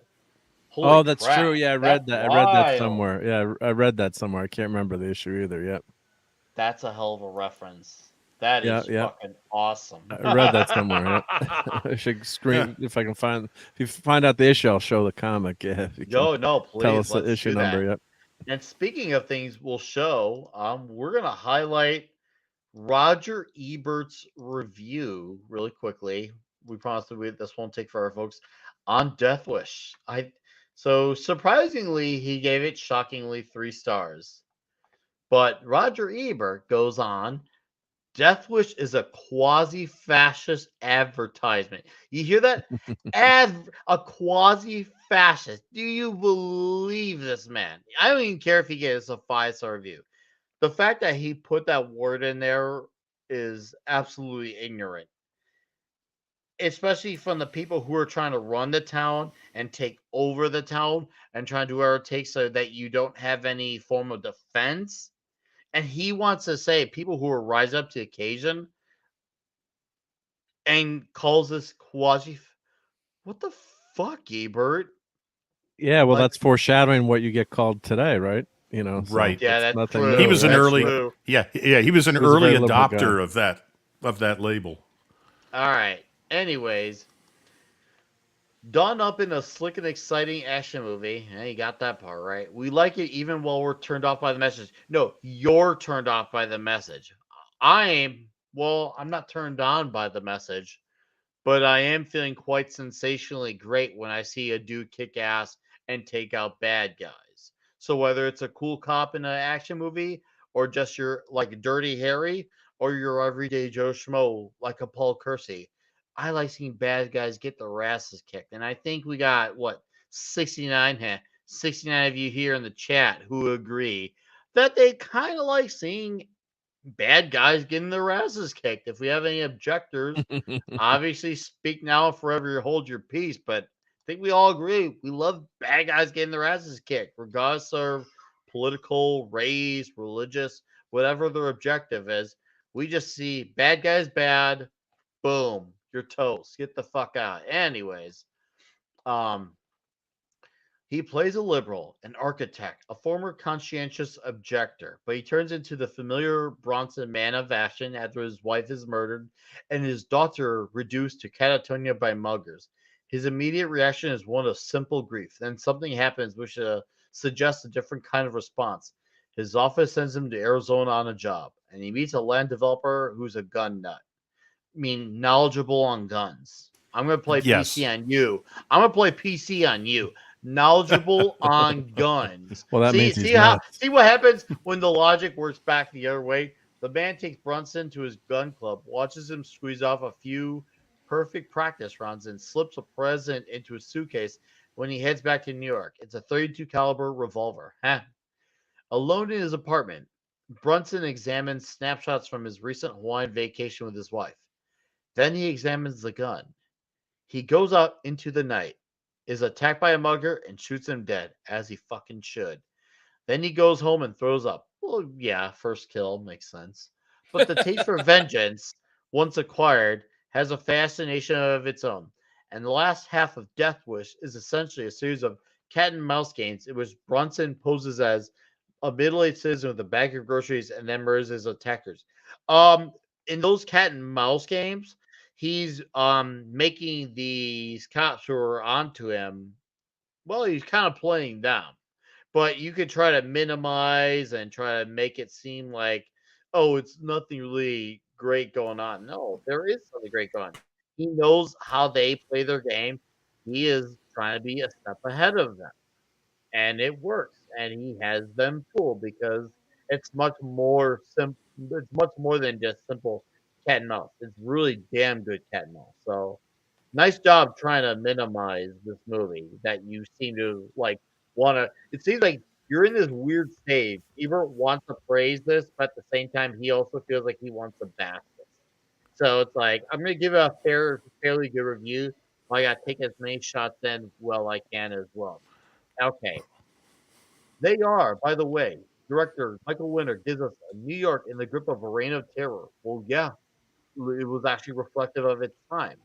This doesn't look like 19th State Park. Oh, really? I mean, guys, anyone want to object to that on the panel? This doesn't look like 19th Yes. State Park. Yeah, I Really? do. Really? I do because you want to know what? Roger Ebert knew damned well when he watched this movie that he was no more likely to take a walk through Central Park alone at midnight than he would have been to jump off the Brooklyn Bridge into the East River. Right. There is no way this is a massive exaggeration. Does he get mugged on every walk he goes out on? We don't know. They only show us the ones where the muggers find him. That doesn't mean that every night he shoots someone.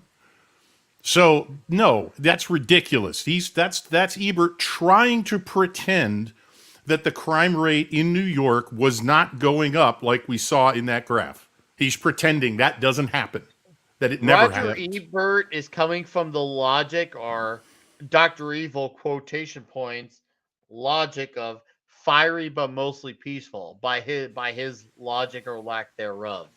Yes. Anyways, this is actually really amusing to continue. I mean, and as somebody who does carry whenever I leave the house, okay, I still don't go to sketch places that I don't need to be going. You know what I mean? Like, I'm still not going to go walking. You know, if I lived in New York, even if I was carrying a firearm, I still wouldn't go on a midnight stroll through Central Park. You know what I mean? Right. So, I mean, this being a movie is exaggerating that point because it is a vigilante movie. So there is that exaggerated every time we see him going on a walk, confrontation where something happens. But that doesn't necessarily equate to the average person. But I love Roger Ebert, but he would do this sometimes, yeah. No, I like was Roger a very Ebert liberal guy. He's a too. very quote unquote liberal guy, and that's fine. Aspect, yeah. There are people who I do know and who I'm friends with that are, you could say, maybe slight to the center of left or even just left, just period. And they see this movie for what it is and they enjoy it, but they don't have this really weird perspective that he gets. And yes, I do love Ebert, I still do, but I'm definitely gonna take shots at his review because there's the shit he's saying. Yeah, this is one of those worst reviews. And I mean, at the time, a lot of these reviewers were coming from that standpoint, and they were trying to, say this, it's dangerous, and this, that, and the other, and it's racist, and they're the ones who perpetrated a lot of this shit. Don't get me wrong. Yeah, or they're the ones also that are biggest hypocrites that have private security, or like Dianne Feinstein in California, big anti-gun person, but actually had a carry permit. So Rosie O'Donnell wanted to have armed guards at her school, in the local school near me. And she's a huge anti-gun person. But I want to have, and the parents were like, we don't want security guards with guns in the school. Another whole issue. But all these quote unquote anti-gun people, and then it turns out they've got armed security and have firearms. But we don't want anyone else to have the firearms, right? I mean, so, and this, this gun is obviously, illegal to have a pistol in New York City like that at that time. And that's part of the, the latest decision was you couldn't have Supreme Court decision, couldn't even own a pistol for self-defense, let alone, carry it around on the street. So that's why they don't want to admit that, that actually, John Lott's very famous for his book, More Guns, Less Crime. So there's a lot of people that argue, the terms of firearm safety and all the, hundreds of thousands of times firearms get used and, no shots fired, but they prevent. And a lot of that information has been removed from the FBI statistics list too. You used to be able to find that information in the FBI statistics. A lot of that's been kind of removed. Yeah, because one guy I know that was just an anecdote. It doesn't mean it's proves all these anecdotes. But the guy was I knew a guy who was ex-cop, but he had a carry permit. He pulled off the wrong spot in Bridgeport in Connecticut, which is not the best. A lot better now. And but he knew his way around because he was a cop, and some guys started approaching him. He just took his gun out, and put it on the dashboard. Like, oh, they all went away after that. No one wanted to mess with them, So, But even if you were a civilian, that would be considered brandishing, which is still, a crime. But yeah. Well, of course, being an ex-cop, no one was gonna. Yeah, and no, yeah. The thugs are gonna get him arrested. Yeah, but you're right though. It would be considered, brandishing. But I know someone broke into their house, and he got out a shotgun and he just loading the shotgun. Cha-ching. He heard the people coming up the steps, and he loaded the shotgun, and then all of a sudden he said the people started running out of the house very quickly. So that sound of a shell being chambered in a pump shotgun. Yeah. Anybody who's seen at least one Western or action movie in their life knows exactly what that sound means. Yeah. And the Angry Gamer's right. They did edit all they gave them all walkie-talkies instead. Yeah. They're all carrying shotguns, and then they edited them out to be walkie-talkies. Spielberg did say E.T. Spielberg did say recently he regrets doing that because he says that we shouldn't have to revise history just to suit, what is of that time, the current time. And he said he does regret taking them. I know what, I respect that. If he is willing to say, I should not have done that, and he owns his mistake, I'm good with that, man. I'm good with that. I wish he hadn't done it then, but if he at least sees the error of his ways, I will respect that, and he gets my happy acknowledgement for that. Because that's done. Yeah. Have to change things just because the crowd of 30 years from now Even hates it. Even today, they're going to show up with shotguns if there's an alien. Yeah, and they all are. They're not going to show up with just walkie-talkies. Yeah, they all are. All right. So, anyways, here I'll try to blaze through this. We can blah blah blah blah. Bill, so I talked about how it doesn't look like 74, but like one of those bloody future states. No, it doesn't. It looks like the current time of that time. In science fiction novels about anarchy in the 21st century, literally every shadow holds a mugger. And that's not true. Every subway train harbors a killer. Probably. Actually accurate. The park is a breeding ground for crime. You're talking about New York City. Urban paranoia is one thing, but Death Wish is another. Well, this is also a movie. If there are really that many muggers in New York, Bronson could hardly have survived long enough to father daughter, let alone grieve her. The movie has an eerie kind of fascination, even though its message is scary. Bronson and Winter have worked together in several films, and they've perfected the Bronson persona. He's a steely instrument of violence, with few words and fewer emotions. We like it that way. In Death Wish, we get just about the definitive Bronson. Rarely has a leading role contain fewer words or more violence. And Winter directs with a cool precision. He's one of the most efficient directors of action and violence. His muggings and their surprise endings have a sort of inevitable rhythm to them. We're set up for each one almost like the gunfights in westerns. There's never any question of injustice because the crimes were attempted right there before our eyes. And then Bronson becomes judge and jury and executioner. Hold on. I want to add something. He's only striking at these guys when he sees them either they're downright attacking him, so it's actually like actual self-defense, or they're doing wrong, period. It's not like he's just going on and seeing like a criminal just existing and breathing and then striking at them. Right. He's doing this all for a reason.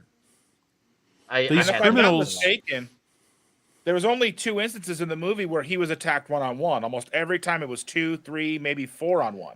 So even in that instance, even if they were unarmed, 3, 4-on-1, 2, 3, 4-on-1, the idea that he took deadly force is justified. Oh yeah, yes, absolutely. His life is being threatened, especially with people who have like a knife on them, a blade on them. Yeah, of course it is. When you're in the situation, the heat of the moment, and you feel like your life is being threatened on the line from someone you don't know, and you don't know what they are capable of, you're going to do whatever it takes to get out of that situation. And that's what those people who are rational, sensible are going to do. They're going to do whatever it takes to get out of it because they want to live. They want to make it home to live their next day, or for some even come home to their family. Ebert's this is obviously a very inconsistent review. I can appreciate criticism if he just said, you know what, this I would actually rather hear him say this movie just bored him to death. I would actually respect that more. But his positives and negatives are messy here. Very messy. It's very inconsistent. But Well, it doesn't I guess conform to his political point of view, so he can't agree with and it. that's Yeah. the thing. It doesn't even have to. You could see something for what it is and still appreciate that aspect. Like it's obvious I guess John Carpenter, just look at what he did. Obviously, They Live was basically his way of saying how he saw the that era of big business establishment Republicans at the time. Yep. It's still a well-told story, and he's still buddy with people who are on the opposite ends, but he still managed to tell I guess you could say, nuanced story. It wasn't just this beat you over the head thing. It's about how you tell a story. We could take And it both ways too. and you That was a could good also thing. take it both ways. That's another thing. Yeah. Thank you, Mark. It's another good point. You could take it both ways, and that's something you could see out of this. You could see both sides if you actually think about the complications of this. It's once again, it's giving you something to think about, not what to think. This is how you think about this situation, the craziness of it. So, anyways, yeah, I'll read this. I'm going to blaze through this last paragraph and we'll get back to our movie. Thank you, chat, for sticking around with us with this. That's what's scary about the film. It's propaganda for private gun ownership and a call of vigilante justice. Hey, if vigilante justice got the job done, you're damn right I'm for it. Even though the cops seem to see it that way. No. No. Most of them no. There's some who seem to say, hey, maybe there's something's going down, but it's the bigwigs at the end of the day. Like, no, our status quo. Bronson becomes a folk hero as a New York vigilante, and the mugging rate drops 50%. I call it success. If it's shit's getting done, good. So the police want to catch Bronson, not to prosecute him for murder, but to offer him a deal. Get out of town, stay out of town, we'll forget this. Bronson accepts the deal, and then this movie's last scene, yeah, that whole spiel. Anyways. I mean, I know, Nick, I used to work with a woman who, we had a DA's office in the building I was in, the office building. Okay. So we had detectives for the DA who would be coming in and going out through the back door, which is where the smoking area was. And she would freak out every time she watched a detective with a badge on his belt and a gun on his belt walk in the door. She was terrified of anyone with a gun, including a cop. So that's just that's a true phobe as far as I'm concerned. Unless you know the cop in question and he's crooked or something. Oh yeah, well, no, no. it's just it goes to show you the logic, or in this case, lack thereof, with how they see like a weapon. It reminds me of I was listening to this comic creator Billy Tucci. He was talking about what it was like to work at Marvel at the time when the original Civil War comic came out, which obviously inspired that Captain America Civil War movie. And he said he asked all the creators, hey, how many of you guys are on Captain America's side with this? He said almost everyone on Marvel's creative team was like, hell yeah, of course I'm on Cap's side. And then he said, how many of you are on Iron Man's side with this? And yes, it does connect to the movie. You'll see. Just follow me. Maybe Mark knows where I'm going with this. Not many of the Marvel creatives cheer at the time. He said it was like maybe 10% of the people that cheer for Iron Man as far as the political debate. And they said, okay, if all of you people are cheering for Captain America, then you should be okay with because obviously the whole point of the story, for those in the chat, all 70 of you, thank you for being here, by the way. Captain America and Iron Man, to simplify it, Captain America was against superhuman registration, whereas Iron Man was for the government and doing that. And Billy Tucci pointed out to these people who are all about, being Team Captain America that, hold on, if you guys are all against, superheroes being registered and, offering their powers to be a weapon of the state, well, then by your logic, you're fine with him and guns not being registered to this day as well. And they said it opened up a giant can of worms Yep. of people getting mad because he pointed out the inconsistency of their logic. And that's true. And that's true. And it's good that he did point that out, the flaw and inconsistency. Like, people see it exclusively with that, but everything else, oh yes, stay away from this, but that one thing. And that's something that never made sense too, because when you have like a cool character like the Green Arrow, who's an archer, who has bows and arrows, just as deadly, are absolutely designed to kill. Absolutely designed to kill. Like, you don't use those things and you're not going to hurt someone. Obviously, one might hurt more than the other, depending on where you shoot them. But they're definitely are defense mechanisms at the end of the day. So yeah, it just goes to show you once again the inconsistency that many have. People, and it shows you people were basing their Captain America feelings based on who they liked, not just the logic of what makes sense and purpose of the story. So that's how it connects with this movie and the whole guns thing and the whole guns and self-defense and vigilantism and the government involvement. That's how it all connects. I just want to point that I feel like that was relevant as well. And shout out to Billy Tucci, by the way. He's a great creator. Prostitution. Yep. Tom, you Always live there? busting the prostitutes, man. Never Yeah, letting I'm still nobody here. make money. Okay. I told you just been enjoying the ride then. Okay. I was letting you guys talk because usually I talk too much. So. Oh, dude, I love it when you talk. No, Tom, don't ever feel bad. You know I love it when you go on. Well, and of course, the sequels are a little funner to talk about. That's the thing with this movie. Because this movie's so straightforward and kind of a bit more serious than the sequels. Like, it's more grounded. I mean, we haven't talked about Vincent Gardenia's character yet at all, really, which is kind of an interesting character because, he kind of figures out pretty quickly who Kersey is, considering it's like a needle in a haystack. But, like, they tell him, they're like, we don't want him. And he's like, all right, I just wanted to hear you say it. Right. Right.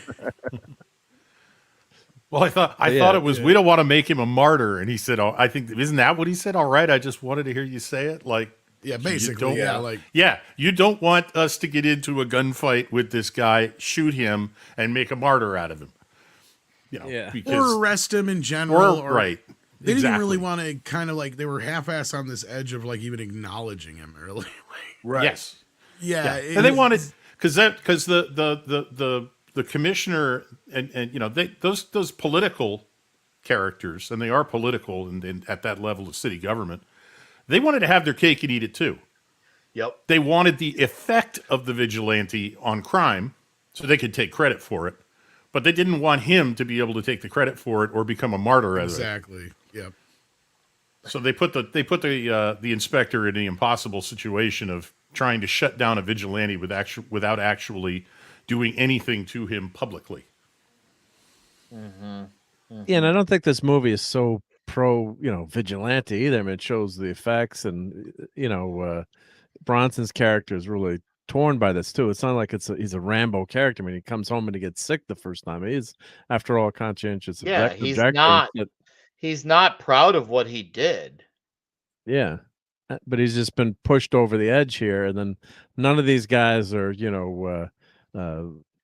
not committing crimes here, and if someone's got a knife too, I mean, they're gonna, a knife that close to you, I mean, that, God forbid, I mean, to be able to draw that quick, that's a whole another matter. I mean, you're fearing for your life here. So yeah.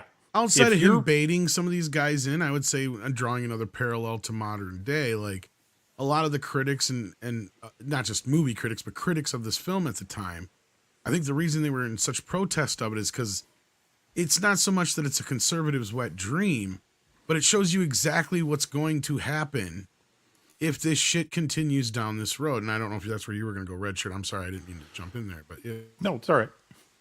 Anyway. No. I'm trying to remember what I was going to say. If I come up with it, I will, because it wasn't right this moment in the movie. Sorry about that. Nah, it's okay. It happens. That's all right. But Well, no, I guess like as I yeah, was shooting saying, in is the it, back here is this is quote unquote you're not allowed to shoot someone in the back who's running away, even with all the stand your ground laws. But Right. a lot of cops maybe back then would overlook this or not not Well, care what happened.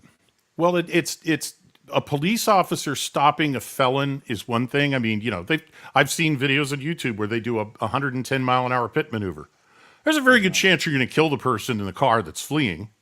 There's a chance the cop will die in a traffic accident as a result of that. but But yeah, police at that point they officers, weigh it, yeah. but police officers with when they get approval for that can do that. A police officer could shoot a dangerous felon running towards, let's say, a crowd of people out in the street. A permit carry holder, believe me, cannot do that. The only thing I was going to say, Tom, from when you had your little piece there, Yeah, sorry. for anybody who's not sure how far away a person with a knife is a threat to your life, the police, and I have 3 cousins who were career police officers. Police officers train at 7 yards, 21 feet, because the way it was explained to me by my cousins was a person with an edged weapon can be on you and injure you within 1 second from 21 feet away. Yep. Oh yeah, all it takes is So- 1 second, and your life Right. is gone. Right. Yeah. So to that's try to why get they that gun train out at of the that holster, distance. Yeah. Yeah, you got to get out of the gun holster. out of the holster.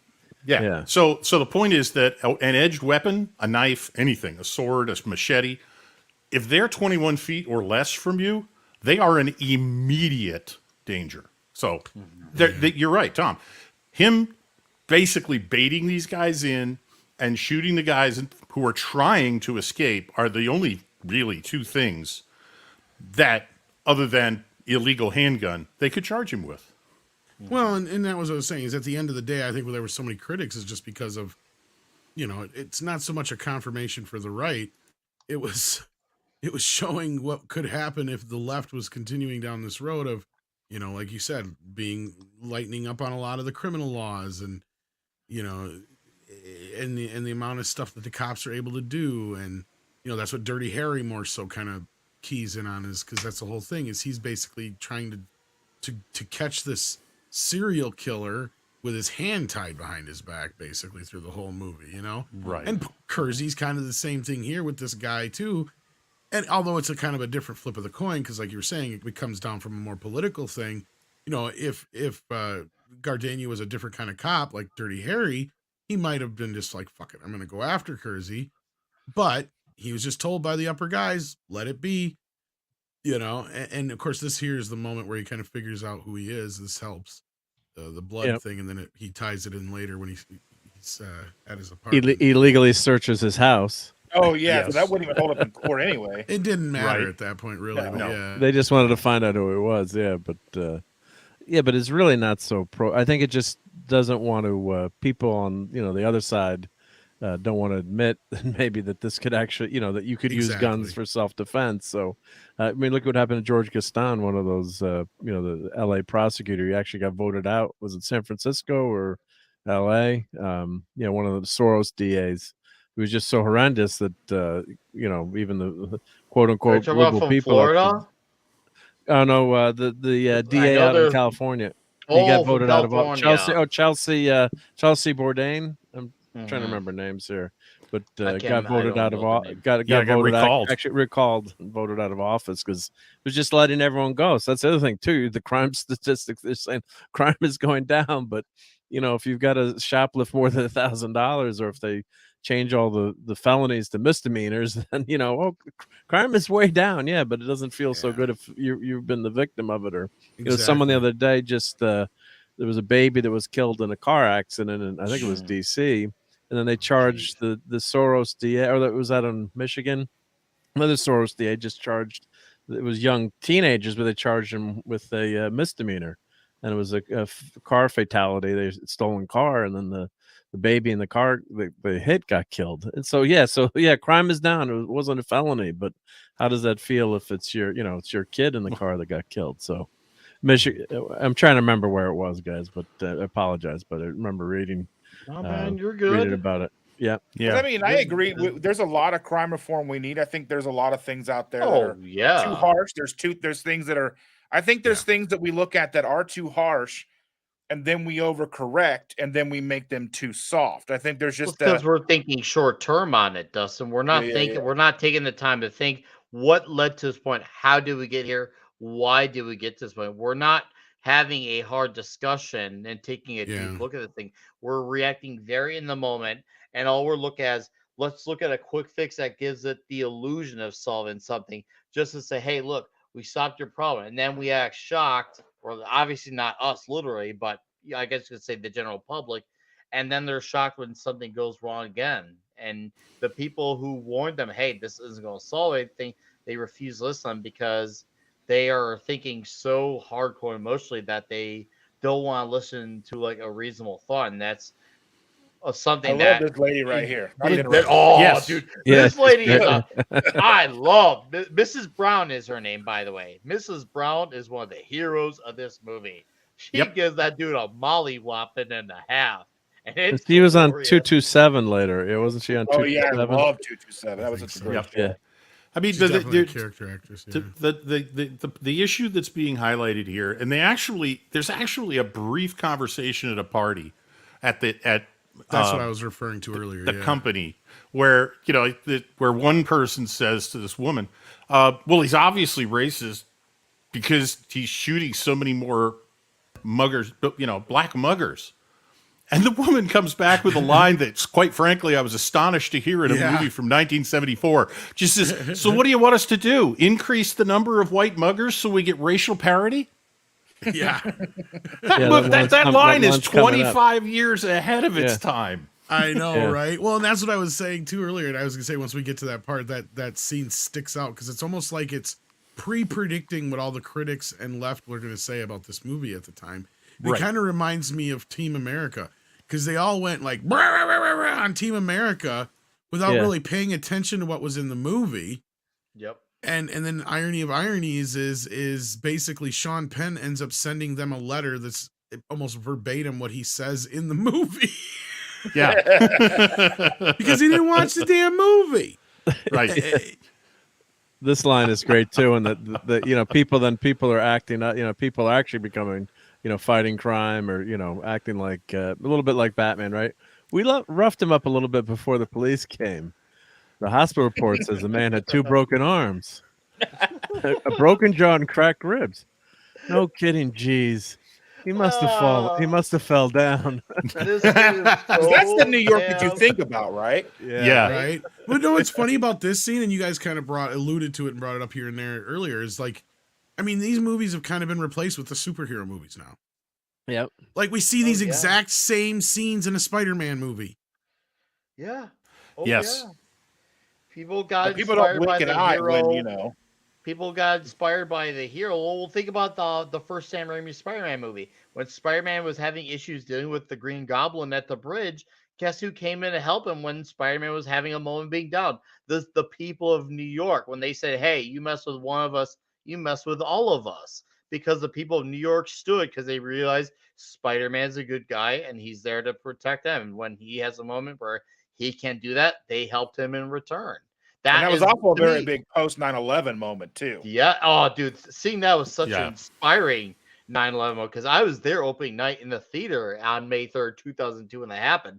And the theater went nuts when that scene happened because they loved seeing that moment. People come together for the greater good because once again, whether religious, political view we have, we love seeing the bad guy get their ass handed to them. Yeah. We love it. And that never it's not gets so old. much just that. It's not so much just and I know what you're saying, Nick, and I'm not trying to be contrarian at all. I'm just saying, like, I don't think it's so much seeing the bad guy get his ass handed to him.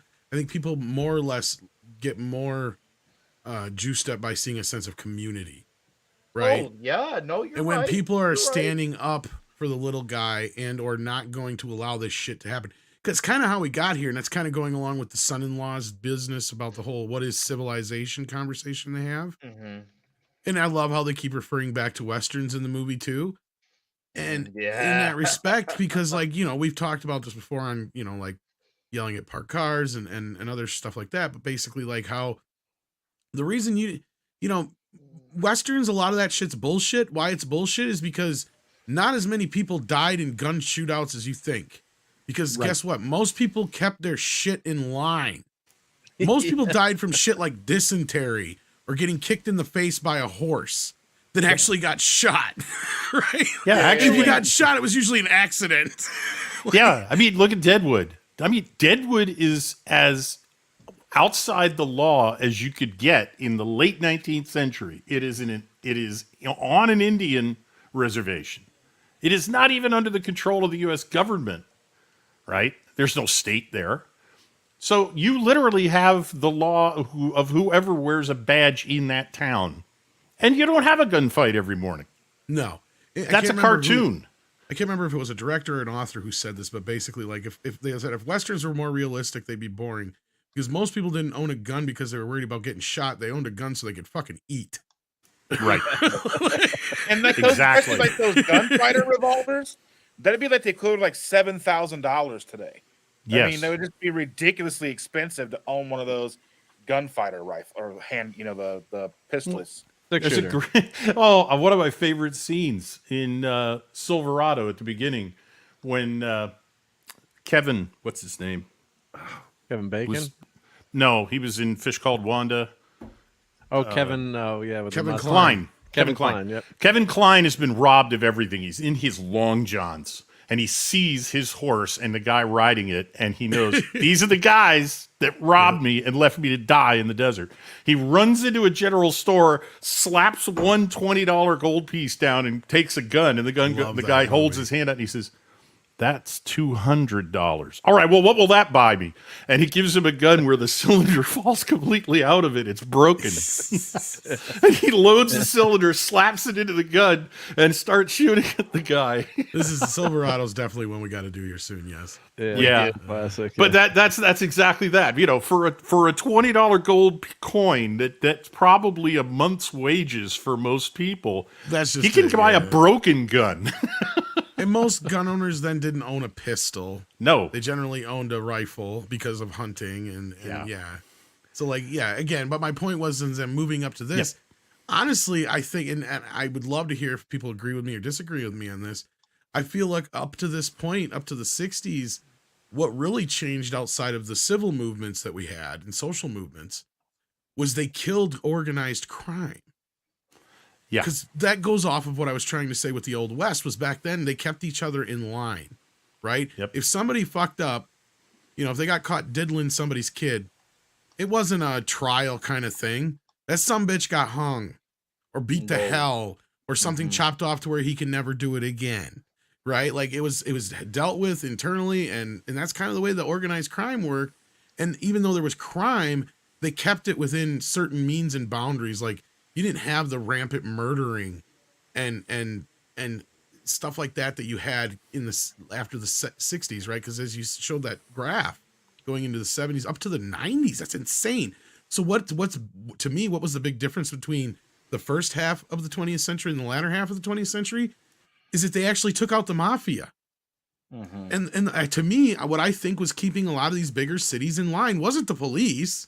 It was the mafia. It was the fucking mafia. Well, those neighborhoods were awfully safe, as long as you didn't get on the wrong side of the mafia. I mean, one of the Teflon Don, what was the big Don in New York City? John Gotti. Got it. Yeah, he would have fireworks 4th of July.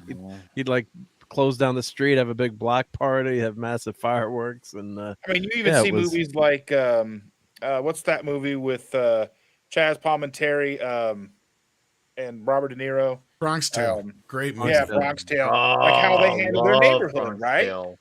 Yeah. Exactly. Like, I mean, and even when I was younger to a point, and I'm sure it was even more like this in the 50s and 60s, like a lot of shit was dealt with in the neighborhood, like you just said.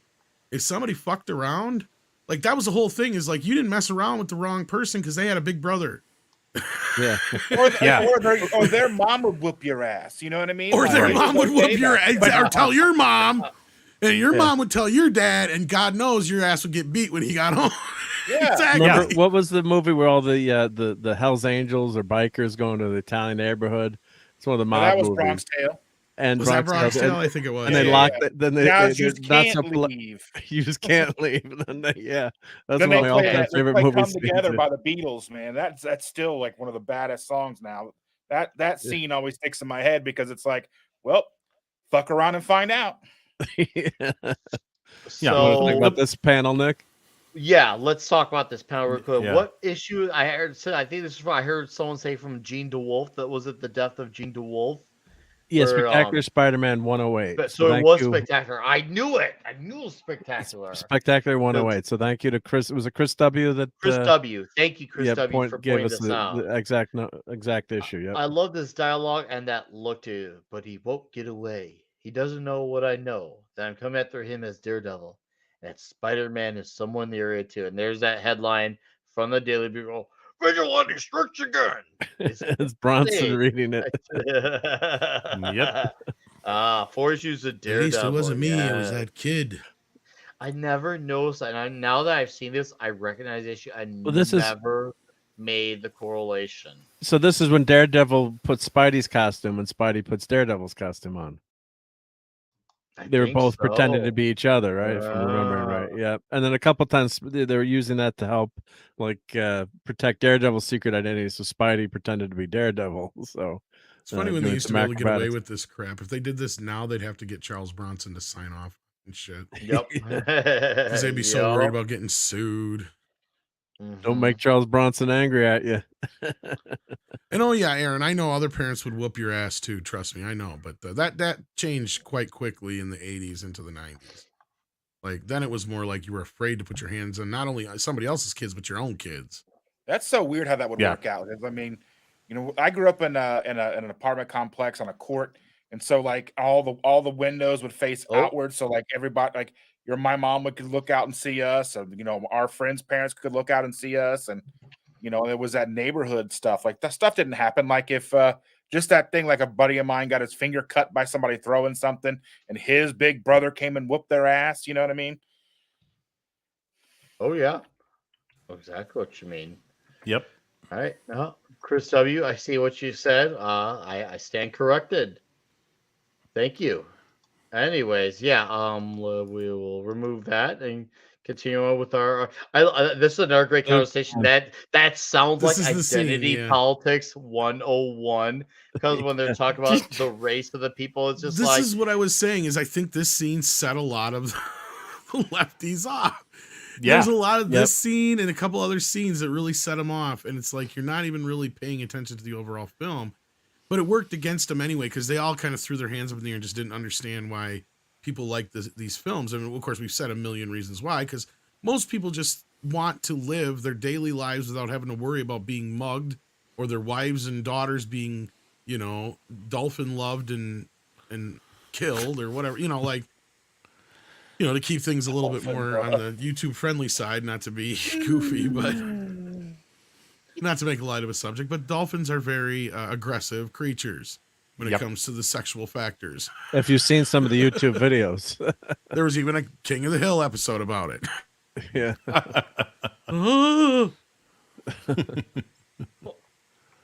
for me, I'm looking at this scene and I'm just thinking like it.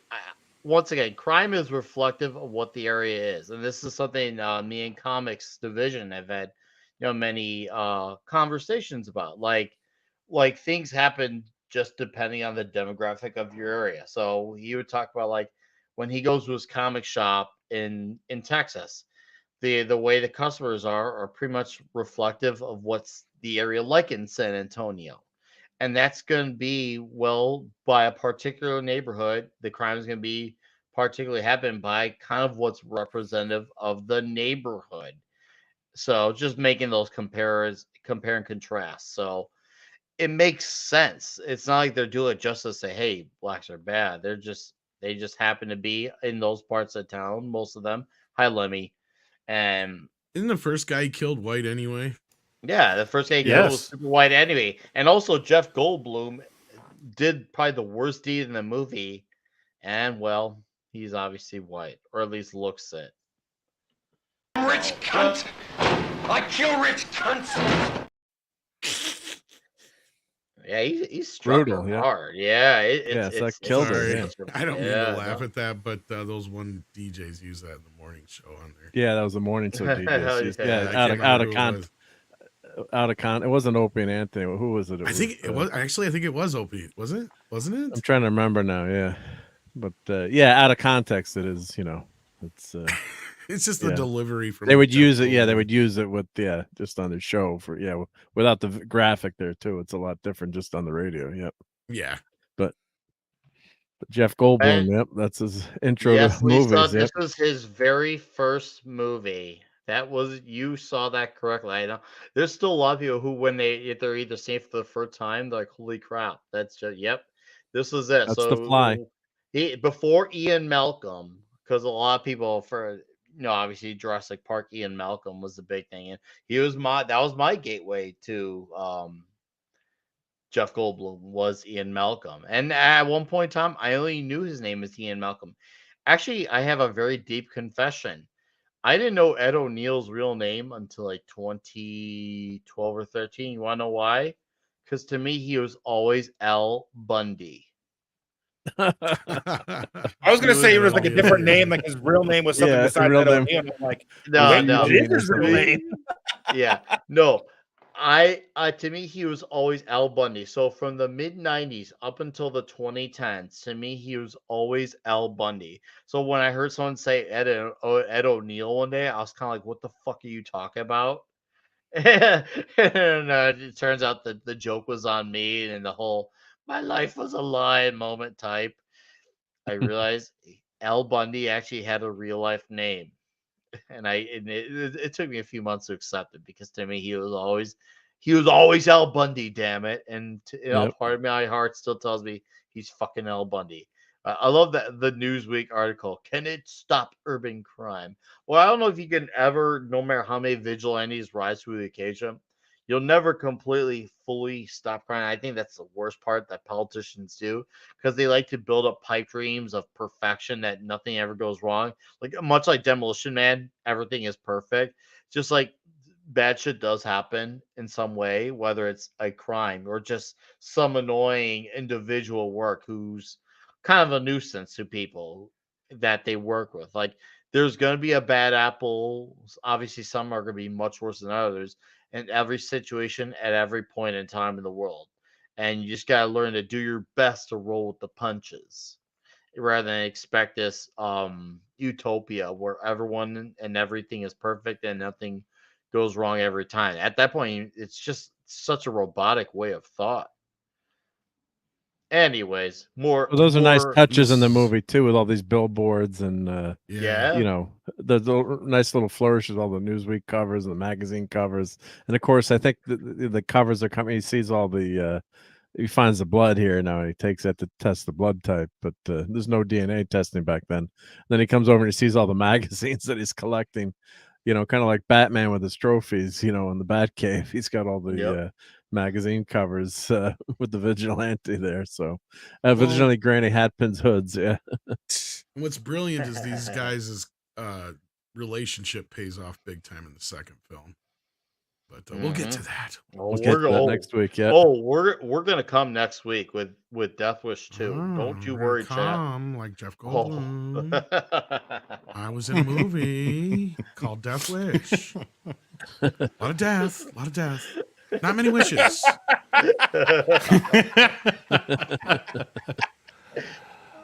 It's a hell of a way. Interesting.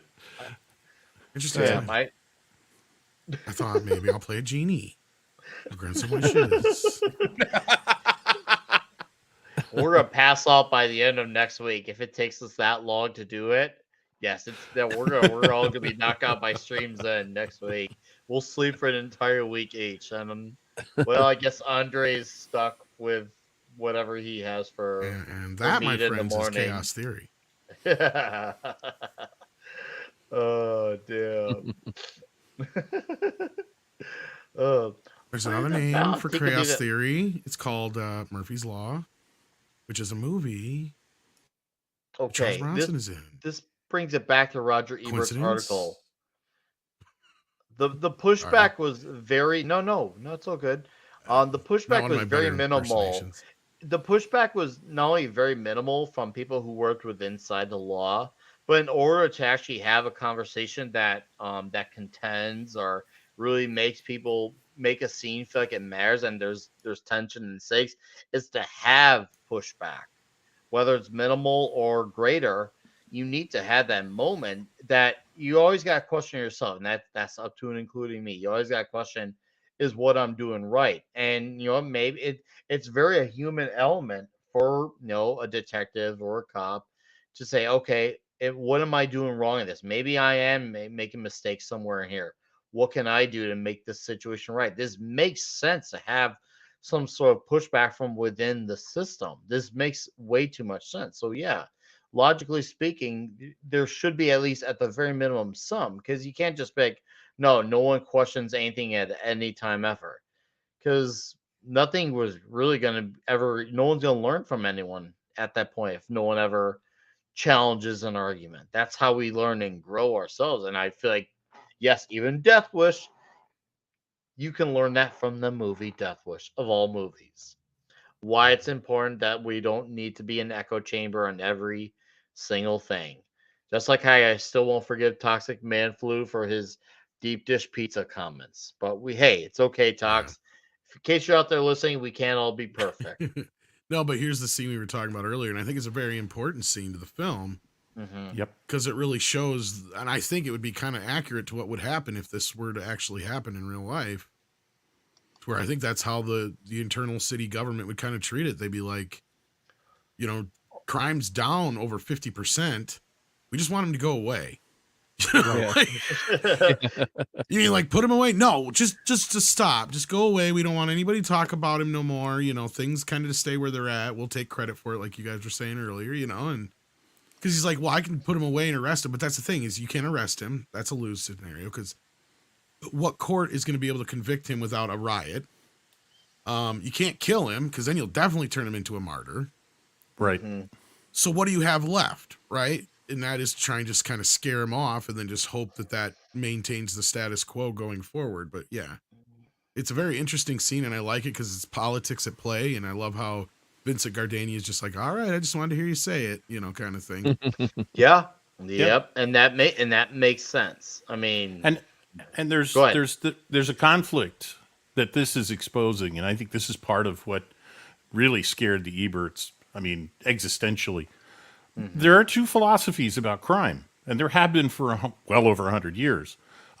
Is crime the result of a criminal's decision to go out and commit a crime, or is it the criminal's natural reaction to the what society has done to him or her? And so, if you want to solve crime and you think it's because criminals decide to commit crimes, you arrest the criminals. If you think society causes crime, then you want to change society. And you don't want to spend the money on arresting criminals because you think that's a waste of time. So you want to spend your money on changing society and creating different social programs that will, by themselves and their impact, reduce crime. And this movie was pretty unequivocal. You want to reduce crime? Take out the criminals. Well, Put them away. Yeah, I mean, it is unequivocal, but there is merit to the idea of social programs because a lot of crime is very much desperation based. Not, you know what I mean? So I think it's got to be a combo of the two realistically, but you can't neuter the public and not allow them to protect themselves. The other side of that too, though, Dustin, is how many of these criminals have access to be able to get a job. Some of them, I mean, there's always going to be. But they make this choice, right? and exactly, and that's where, and I think that's exactly the point that was being brought up there by Red Shirt, and that's the great debate, right? That still rages on to this day about the whole thing is, is it which came first, chicken or egg, or how do you fix it, right? Well, right. And the problem is, what do you can't also be. You can't also be. You have the social programs, but you can't be lenient with the criminals. Is what I was trying to say. Sorry. Right. Well, what do politicians want? They want a simple answer to a complicated problem, which is why that never works. The thing this movie does is it says there is a simple answer to this, but you're not gonna like it. That's really the message of this movie. You ain't gonna like the simple answer. So why don't you guys get up, pull your thumbs out, and come up with a program that addresses everything. not just a talking point that you can spout at a press conference and then go home. And that, I think, is what what freaked out people about this movie was it made a very good case that there is a simple answer, but we don't like it at all. Well, and I don't like it. It's one that's, for some, especially in a time and age where people are used to being very what's the word here? They just become very reliant on everyone to solve their problems for them. And people, it's where people are now taught it being the leader is bad. So they find it's easier to be led than to be the one that leads the pack. And we have a bunch of people who don't want to be leaders and they expect someone else to get it done for them. And they're shocked and they scramble when it happens when they see that the leaders don't get things done. Or at least they should be, instead of thinking, oh, the leader will still figure it out anyway, because we don't have leaders. Well, look what happened. What's where we keep talking about the parallels between this time and the time we're in now, right? Mm-hmm. And literally, we're 1 year from being on the 50th anniversary of this film, because it's been brought up now a couple of times that it's 49 years old. Mm-hmm. Yep. And in that time period, now that we're at this point, you got I got to imagine at this point in the reason that things got this way weren't just the civil rights movements and the decriminalizations and other things that were going on, but also the fact that we had a lot of young men getting killed in Vietnam and coming back and being fucked up. Right? Like Rambo has that great scene that kind of explains it all. It's like I was, running $1 million equipment over there and I can't even get a job over here parking cars, or can't hold a job parking cars. Right? So you had a society where men, not just white men, but almost all men of all different backgrounds who fought in Vietnam and all that kind of stuff felt demoralized when they came back, right? So you have they that were the enemy factored when they in. came back. What was that? Sorry, go ahead, Dustin. I didn't hear Yeah, they were the enemy when they came back. Yeah. They were spit on, called baby killers. Yep. And we're having the same kind of situation now. There wasn't a war, but it's a war on our own culture, right? And men again are the brunt of this shit for some reason, and things like this start to happen in societies like that. That's the problem. Go ahead, Rich. Well, Tom, right now we have veterans who've come back from one or more tours over a 20-year-long war in the Middle East. We have plenty of people who are in, just because we have the shrinks who have a better name for it, and it's post-traumatic stress disorder. George Carlin did a great routine about the words we use for this problem. But the bottom line is, we do have a lot of people like that. They just fly more under the radar now because we don't have the anti-war movement going after them that we did then. Well, but I would say, no, that's still a parallel. Too. Yeah, you're right. There's still an air of more so of disrespect of just the idea of, not so much being called a baby killer, but you're a fascist, or you're seen as conservative if you're pro-military at all anymore. It's just insane. Yeah, it's not socially acceptable. It's considered to be. There are bad words used about that. Unless you're a trans person who wants to be in the military, then it is. Then you're brave and stunning, of course. In fact, your name will probably now be Sergeant Brave and Stunning. So. That's right. Yeah. Well, I think it's just, in my opinion, it's just more of what we got in the 60s just happening again, where so many people were locked up, and whether I'm not going to get into the reasons for crime and poverty and get too detailed and all that, but basically it's that broken window syndrome where you see people are committing crimes that they can get away with it.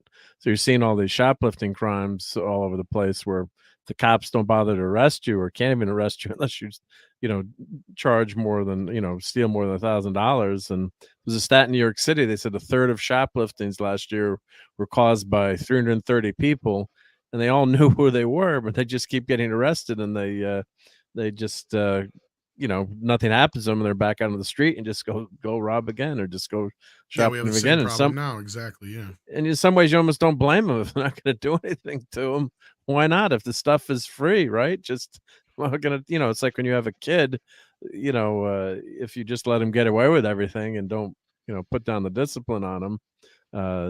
people feel very entitled today. You see all these people going nuts on airplanes, and they're the most important person in the world with no consideration for someone else, and that's when you have a breakdown in society. So I think that's where the Ebert types are just going crazy because, hey, look, maybe they can't admit that they're wrong, and they see the consequences of what happens if they don't change the laws or change how they act, and then they're just in it's the term, the limousine liberal, right? You're in your own insulated world, but until crime starts happening where they are, like in Beverly Hills, you had that famous person who was a philanthropist, and person followed her home and killed, very famous older black woman. I can't remember. I'm trying to blank on the name now, but that was one of the things that got the DA there removed, because crime is finally hitting where all these people were typically insulated from crime, where it's the poor people that are suffering, living in these horrible sections in the Bronx, and most people are good people too. It's just a small amount that are the bad people, but it's makes it a hellhole for everyone else. So that's kind of where I get the message of this movie. It's Charles Bronson's character, who's a real quote unquote liberal guy, but finding that sometimes because the cops aren't doing their job, or can't do their job, or the crooks aren't getting criminals aren't getting punished or kept in jail, and he's got to take justice in his own hands. And the other good part you'd mentioned before, Tom, too, that no good part but interesting part is he never gets that showdown with the people that killed his wife and attacked his daughter. So I think this movie does a lot to show that other side too. I don't think it's so cut and dry here that it's everyone go out and buy a gun and let's start patrolling the streets. It also makes him a lot like Batman. It goes against Roger Ebert's narrative that he wanted to be thinking true the same Batman in the review. It just, it'd be one thing if he just said, you know what, I'm not into vigilante type of violence. Once again, I can respect it, even if I don't agree with it. But instead, he was trying to make it more about what he wanted to be about. And I hate that. Like, to me, it just shows you he's not seeing this thing for what it is. He's going out of his way to ignore what this is trying to tell us, versus he's trying to see it for what he wants it to be about. The beauty of it, Nick, and this is why I wish movies like Last Blood would have done better in theaters, is because this movie showed that they were wrong in a lot of ways. Not completely wrong, but they were wrong about a lot of things, right? Because people were thirsting for this. They wanted to see this. Why? There's got to be a deep-seated reason why. And I don't think it's because a whole nation was racist. I think they were just sick and fucking tired of petty criminals getting away with this shit, to the point where, what are we looking about when we were just talking about here today? A lot of these criminals that are committing some of these horrendous crimes that we hear about, they're always out on bail for some other horrendous crime. Yeah. Or 2 or 3 other horrendous fucking... It's like, how does that person even out on bail? Like, if I go out right now and crash my car into a store, there's no way I'm getting bail. But this motherfucker just killed 3 people, and he got out on bail due to, assaulting 3 other people last week, and assaulted somebody else 2 weeks before that, and got robbed a store at gunpoint. This gets people to that point, especially where if something were to happen, like with Paul, and I mean, the cops even knew it because they knew exactly where to look. I mean, obviously, because it's a movie, but I mean, that's the way the cops would react, right? I mean, that's what I love about this first film, especially, is the verisimilitude of it. The second, third, fourth film, placed with the wording. The second, third, fourth, and fifth film, they very much take, the video game route of things, or however you want to look at it. If anything, those movies are more of the things that this movie bore the brunt for, but people don't even remember. This movie didn't get a sequel until 7 or 8 years later. Right? Yeah. But this movie spawned this scene goes to 11 too. Yeah, and this is a great scene here. And that, of course, is a very, very young Christopher Guest, Mr. Jamie Lee Curtis himself. Yep. It's a 6-figured man. These go to 11. Is this his first scene? This is his first scene in movies too? Is this this is his fourth movie. Fourth It's movie. His fourth movie? Okay. Yeah. And I guess there's some other smaller parts and bits in here that we missed, but yeah. because there's Paul. I was going to say, Tom, the also way my plays a bank young account cop is here set up, too. I can't use the word you did. So sorry, what'd you say? I was going to say, the way my bank account is set up, I am not allowed to use the words that you just used.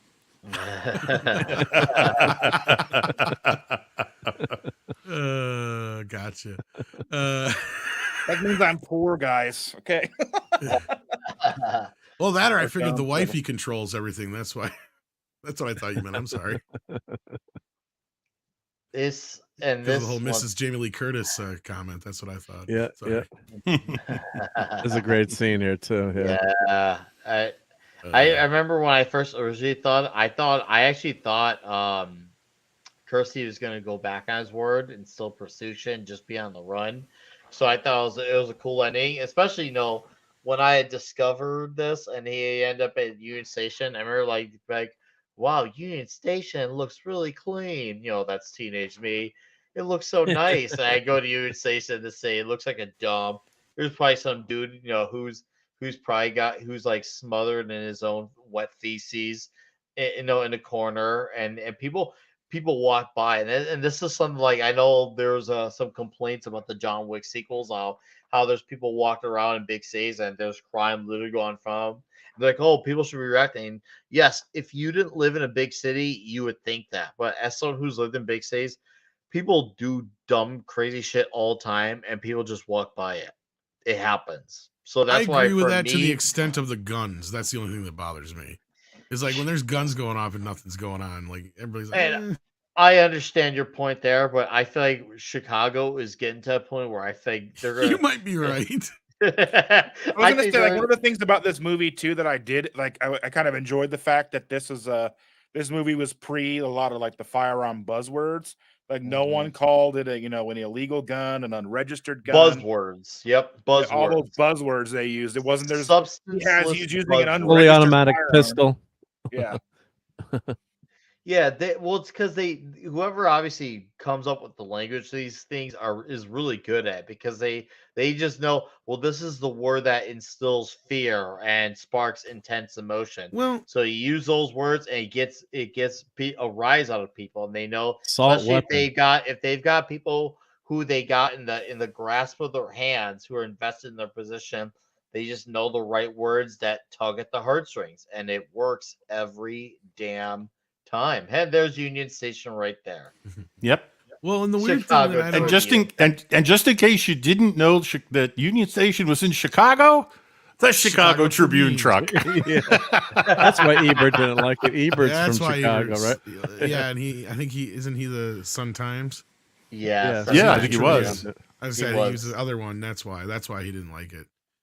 Cisco though gave it a okay. No, I'm just kidding. I have no idea. He gave it okay. Yeah. No, but no. What I was gonna say though is like it's funny though, because the author doesn't like the film, and that a lot of the critics don't really. And now I'm talking about the movie critics, didn't really give the movie credit for those last couple times that he goes out, like after getting stabbed and being scared being scared off by the police.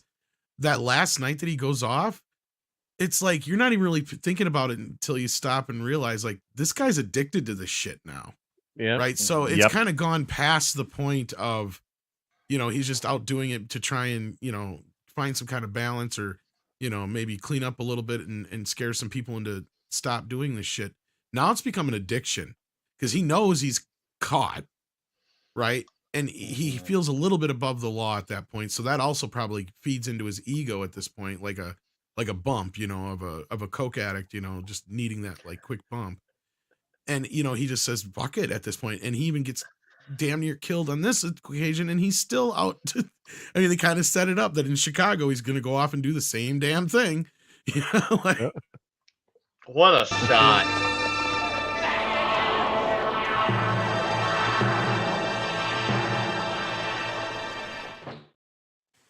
I love that shot. That is, but they never acknowledge that though, right? Like, even though, like, because I think that's because they were so pissed that the audience was with Paul at this point. That's the problem. But and they knew it. Yeah, they knew the audience was going to be with him. Yeah, because the author, I haven't read the book either, but I read all the takes on the movie, a lot of the takes on the movie, and basically what you guys, as you were saying, he didn't want the movie to glorify vigilantes. That's one of the tenets of his book.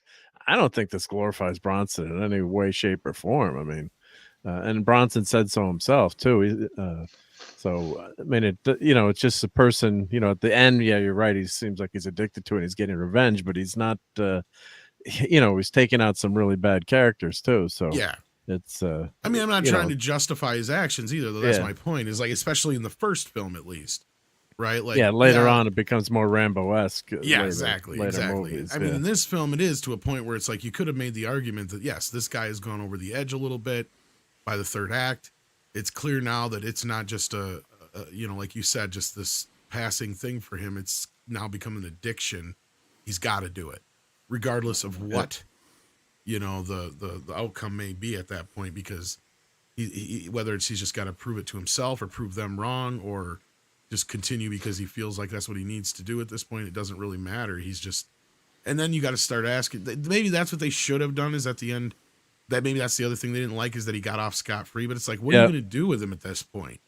Like, I mean, really, like we've already covered that ground and you can't. Well, jury would have convicted him, right? I mean, exactly my point. No jury in a world would have convicted the guy. Never. Did they even have enough proof that was legally obtained to do anything to him? That's the other problem is it would be so circumstantial. And you would think, I don't know about him getting off on a jury trial. Well, Buford Pusser did. Yep.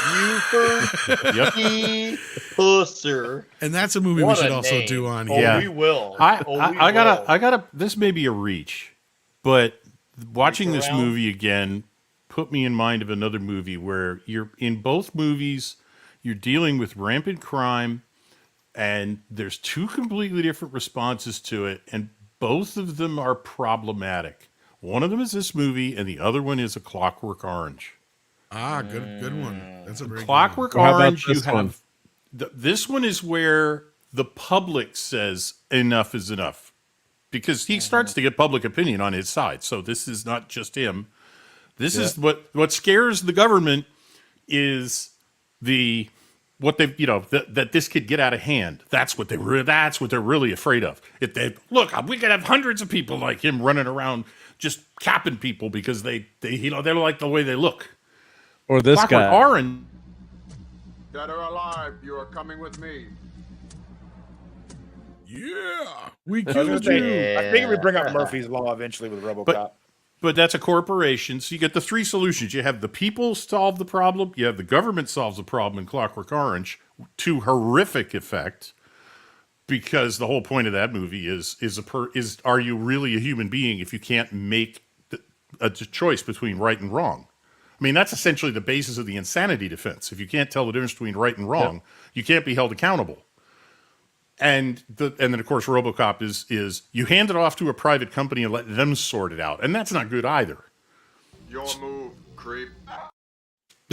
They're all exploring what happens when a society gets pushed to the breaking point by crime, street crime, and they all have different answers and they all have different lessons and they all different. There's definitely a moral to A Clockwork Orange. I think the author Judge of this Dredd book, in some ways, yeah, the author of the book for this wanted to give a moral like that, but it didn't come out in the movie the way he intended. I think that's why he was so pissed about it. Yeah. Dick, you're fired! Who cares if it works or not? I know this is a digression, but I know there were precisely 2 software engineers in the movie theater when I saw RoboCop. And after the cop kills the board member, the guy there, when they hand him the gun, say, "Here, let's demonstrate this." And when he puts the gun down, the thing keeps counting down and shoots him, blows him out the window. Yeah. And in the dead silence that follows, one of the guys on the team for the robot says, "I'm sure it's just a minor flaw." 2 of us burst out laughing in the movie theater at that line. And I'm like, that's the other software engineer in the room.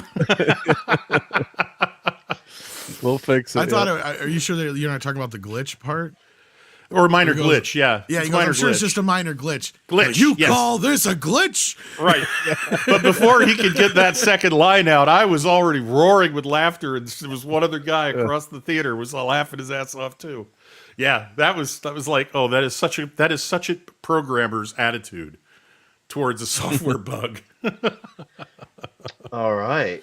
So we're gonna read off some scores here from the chat. The Union of Amateur Strategists says, "Hail everyone! I wish I could have been here, dropping a like and taking off." Well, thank you for that. I love Is that this a Lisa movie. computer? It Is an will avatar? Oh, sorry. leave my rating. No, you're good.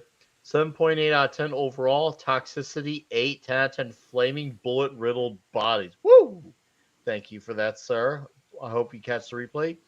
Radioactive movie rating 10 greatness, 4 toxicity. Oh, that's interesting.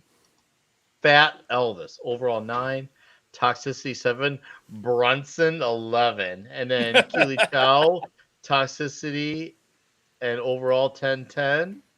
And I think so far that is up. We got Chris W. Thank you, Chris W. 8.8 out of 10 overall. Toxicity 10 out of 10 for the Races Vigilante. And Bronson 11-10 in honor of Mr. Guest. Thank you for that. And then JT Kirk says overall 9. Toxicity 69. I mean 6.9. I had to say 69. I mean, You just had to do it, right? how do you just not? You just do. Dustin, final thoughts. This was your very first time ever seeing Death Wish. Yeah. So I'm gonna give it. I think it's a very poignant look. I mean, with how with the way they portrayed life in '74 is mirroring. I mean, I've got to give it a 9.5 out of 10 for greatness. I think. I imagine that as I haven't watched, 2, 3, 4, 5, or there's 5 of them, right? We're doing 3, but I know there's 5. If you count the remake, there's we're 6, but doing 5 2, with Bronson, yeah. Yeah, so I imagine they'll probably go down in greatness, but I think toxicity is a tough one with this movie because it's not cut and dry. I don't think. I mean, you have to look. Did he do what he had to do? Did he put himself in the situations that he'd have? I mean, obviously, we know towards the end he was doing it because he was addicted to it and he loved that rush or whatever it was. I'm like, it's either a 10 out of 10 for toxicity or a 0 out of 10 for toxicity. But I'm just not quite sure which one I want to go with. That's a good point. That is actually a really good point. Yeah. Okay. I can totally see where you're coming from on that. All right, Dustin. Well, I'm gonna shift it over, Shafton wise, to just another red shirt. Okay. Well, this definitely deserves to be remembered as Charles Bronson's probably iconic role.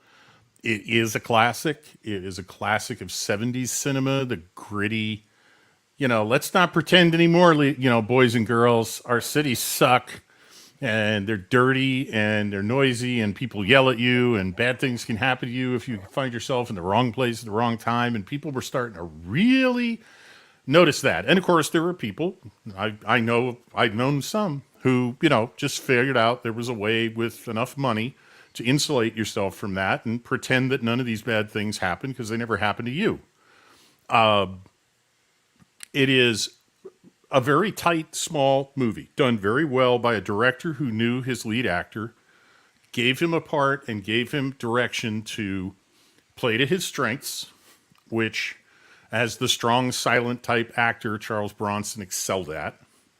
I think Bronson basically gave a better performance than he ever has before or since in the early part of the film, where he had to play a character that really wasn't to type for him.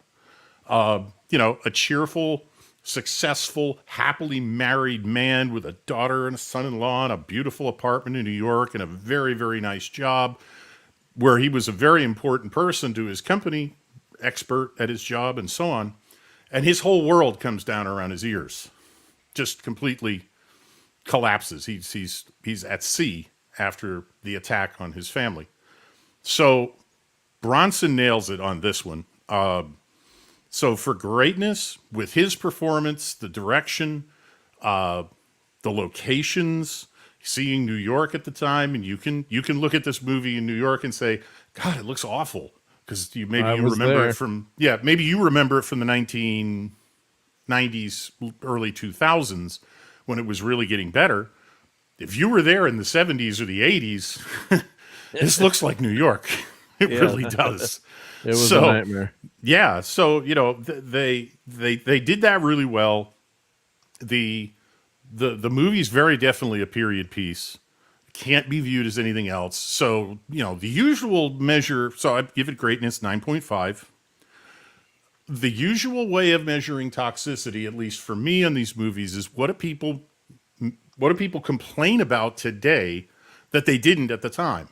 Well, this movie really managed to knock it out of the park because it had people complaining about its toxicity in their reviews of it, as we saw from Roger Ebert.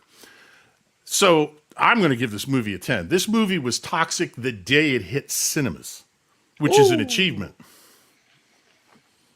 Yeah, So that's my rating. Even back in the 70s, yeah, before things were woke, quote Right. unquote. Yeah. Before political correctness, before woke, this movie was politically unacceptable.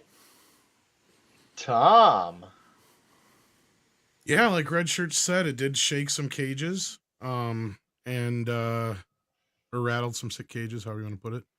I do understand where Dustin's coming from on his argument, whether it even be just, like you said, the whole addiction part of it, or even if it's a matter of control at that point. Like, it's to him, it's a sense of control, whatever it is, not trying to overanalyze the film too much or shrink it too much. But no, I think it's a film that's overlooked, and it was beaten down relentlessly at the time, and it still emerged triumphantly. And sure, it didn't have 20 sequels until almost 10 years later, but it had a lot of it started a whole genre, like I said earlier. And to me, just the whole idea of the revenge-o-matic genre is inherently toxic. Why? Because it's such something that is, and this is probably another reason why some of these critics don't get it, because a lot of, especially at that time, believe it or not, some of them are women, and Pauline Kael was one I kept bringing up earlier, and why some women may not even understand certain films like this sometimes. It's just instinctually, it's a thing for a man. If somebody hurts somebody we love, there is nothing we won't do usually to, right that wrong, right?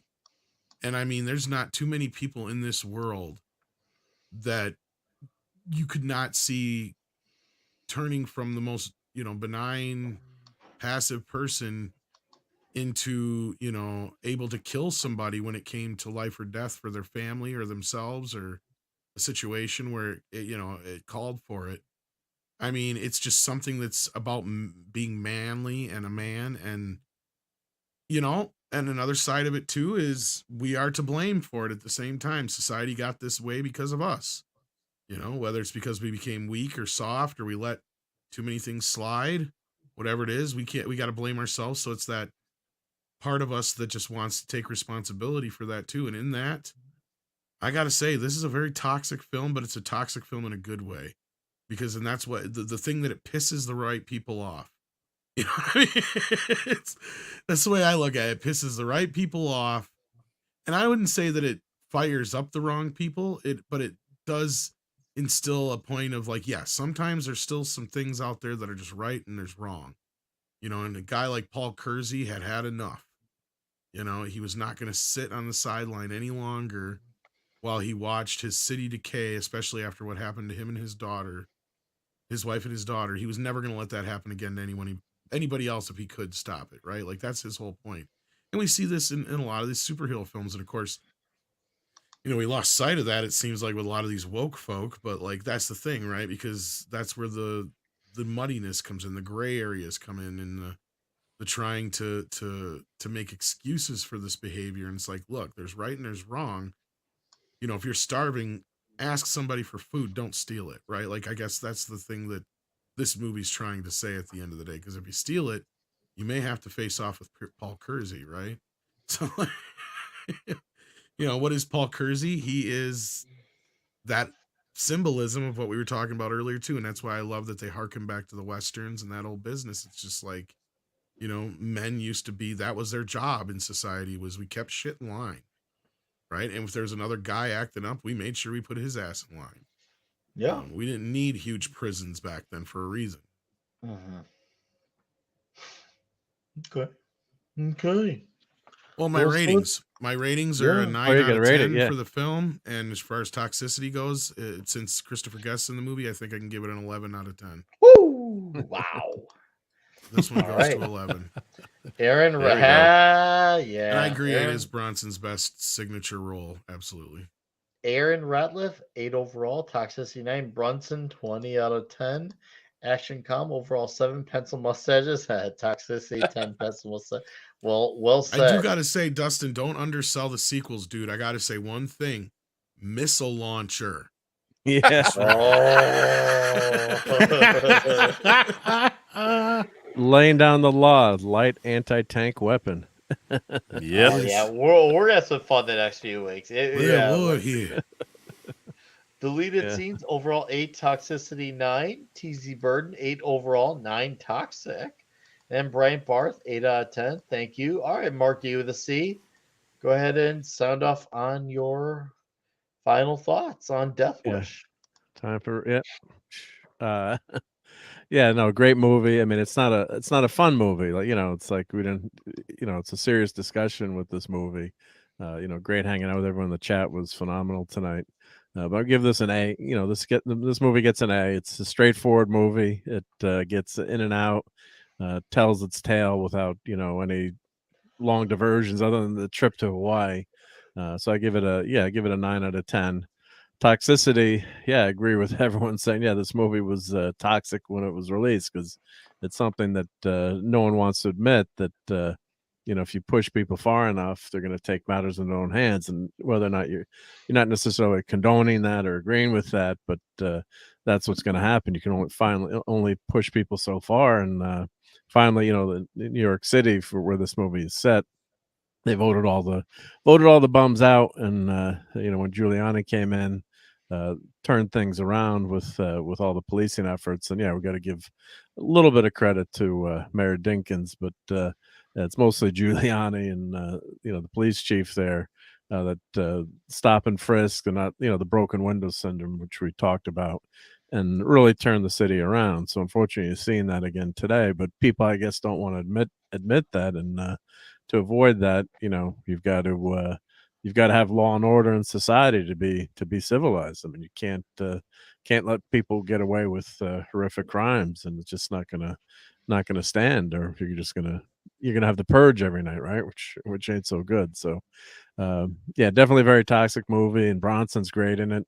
I could see where maybe a more like a Dustin Hoffman type character would have been more of a culture shock, but Bronson pulls it off. And yeah, as you said, it's not for another 8 years until this movie gets a sequel. So and then it becomes a little bit different of an animal, which we'll review next week. But yeah, really, that's a whole nother story. whole nother story. But yeah, I enjoyed watching this movie in terms of does the job very well of telling the story and not glorifying the violence. But it's a damn tough movie to watch, especially that horrible scene in the beginning. It's very graphic, very realistic. It's not stylized violence. It's definitely earns that R rating. So but it's a great commentary of the time, and it's a great period piece. If I remember the city in the 70s, and that's what it was. That's what it looked like. It was dark, dirty in a lot of places, and really a scary place when you wouldn't walk around in the night. Yeah, Sentinel. Says Purge is just another Thursday night. Yeah. So but yeah, so I think it's a warning, and as we repeat, doomed to repeat history, it's a scary thing. And of course, you're seeing the political front, you're seeing a lot more gun rights in some states, and whether or not you agree with it, it's just the voters reacting to what's happening in their communities. So yeah, just if you haven't seen it, I think a couple of people in the chat had mentioned they hadn't watched this movie. It's only about an hour and a half. It's definitely worth your time to go watch this movie. And yeah, Charles Bronson's he's an icon. I mean, he's and go watch some of his older movies too. He's a great actor. Dirty Dozen is just fantastic. Fantastic movie. And of course, if you haven't seen The Seven Samurai, make sure you watch watch that movie. That's one of the all-time greats in cinema, and watch Seven Samurai as well. Probably watch that after. I think watch watch Magnificent Seven first, then watch Kurosawa after. But that makes for a great evening of film. Yeah. But so thanks, Nick. Oh, thank you, Mark. That was awesome, dude. Really well worded. You really went all in on that. Loved it. I have it all written out now. I gotta realize. Wait, my essay is due tomorrow on Death Wish. Yeah, for the English teacher. All right. Yeah. So Elizabeth Young had 8 out of 10. She homoerotic score 10 for Bronson and that mankini. There's Munchausen 10-10. 8 toxic as fuck from Elizabeth, and then Pinochet's helicopter tours for $2 says, since Tom's here, our best physical media option of this. Well, you're limited. There is only the Paramount release from a few years back and the recent Kino Lorber release. And honestly, for the price, the recent Kino Lorber is a 4K. It's just as 4K. It's the same price as the old Paramount disc. So yeah, I'd suggest getting the Kino Lorber one that just come out here not too long ago. In fact, I think on their sale right now, it ended today, I think, or will end here in about 15-20 minutes or whatever. You can still get it for like $17.99 or something like that. So you can probably get it on Amazon for that much. Is what I'm saying. So yeah, it's the best it's ever gonna look. It's a grimy movie. It's an older film. It's a gritty film. It wears its time, its age. But if you saw the scans here, they look like they're from the newer version. I mean, that's the only scan they've had for years. So like, yeah, it's had a 4K 4K is scan the way to now. go. Yeah. It's had a 4K scan now for about 10 years, but it finally got released on 4K Blu-ray. Yeah. All right, awesome. Thank you, Pinochet, for the $2. And there you go, folks. For all our physical media collectors, I know we got a lot of you in the chat who are physical media. Tom here's got you covered, and he's got me back on buying a lot of these movies too. It's great. It's awesome. So thank you, Tom. Anyways, my final score, I'm gonna give this one a 9.3 for the quality of the movie. Obviously, not just for the political nature, for the trauma nature, for also the action movie intensity, the vigilante angle. This movie has so many angles to it. When you look at the surface, it seems like it's like a very straightforward vigilante movie, but there's a lot of layers to this. I feel like that goes unacknowledged. And luckily, this panel here tonight, all 4 of you other fine gentlemen, we all talked about all of the different aspects of this movie and how reflective it is of how we are half a fucking century later.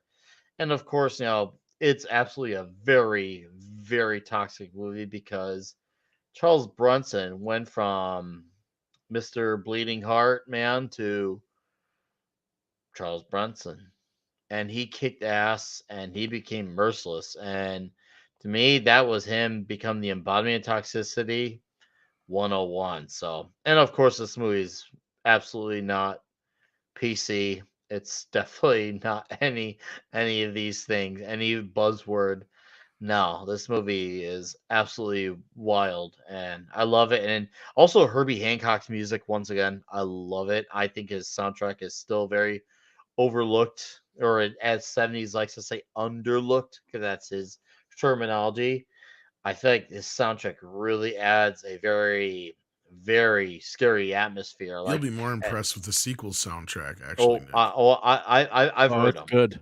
I've heard them. Good. Yeah. Jimmy Page. Yeah, but I love what Herbie had brought here to the table. So yeah, I'm gonna go with a 9 for toxicity on this. So yeah, 9.3 and 9 over here. So yeah. Anyways, chat. Yeah. Thank you guys for your super chats. I do greatly appreciate it. And I saw a few new faces here in the chat. Hopefully you liked what you saw and you come back for more next week as we talk about, wait for it, Death Wish 2. What a shock. You don't say. Surprise.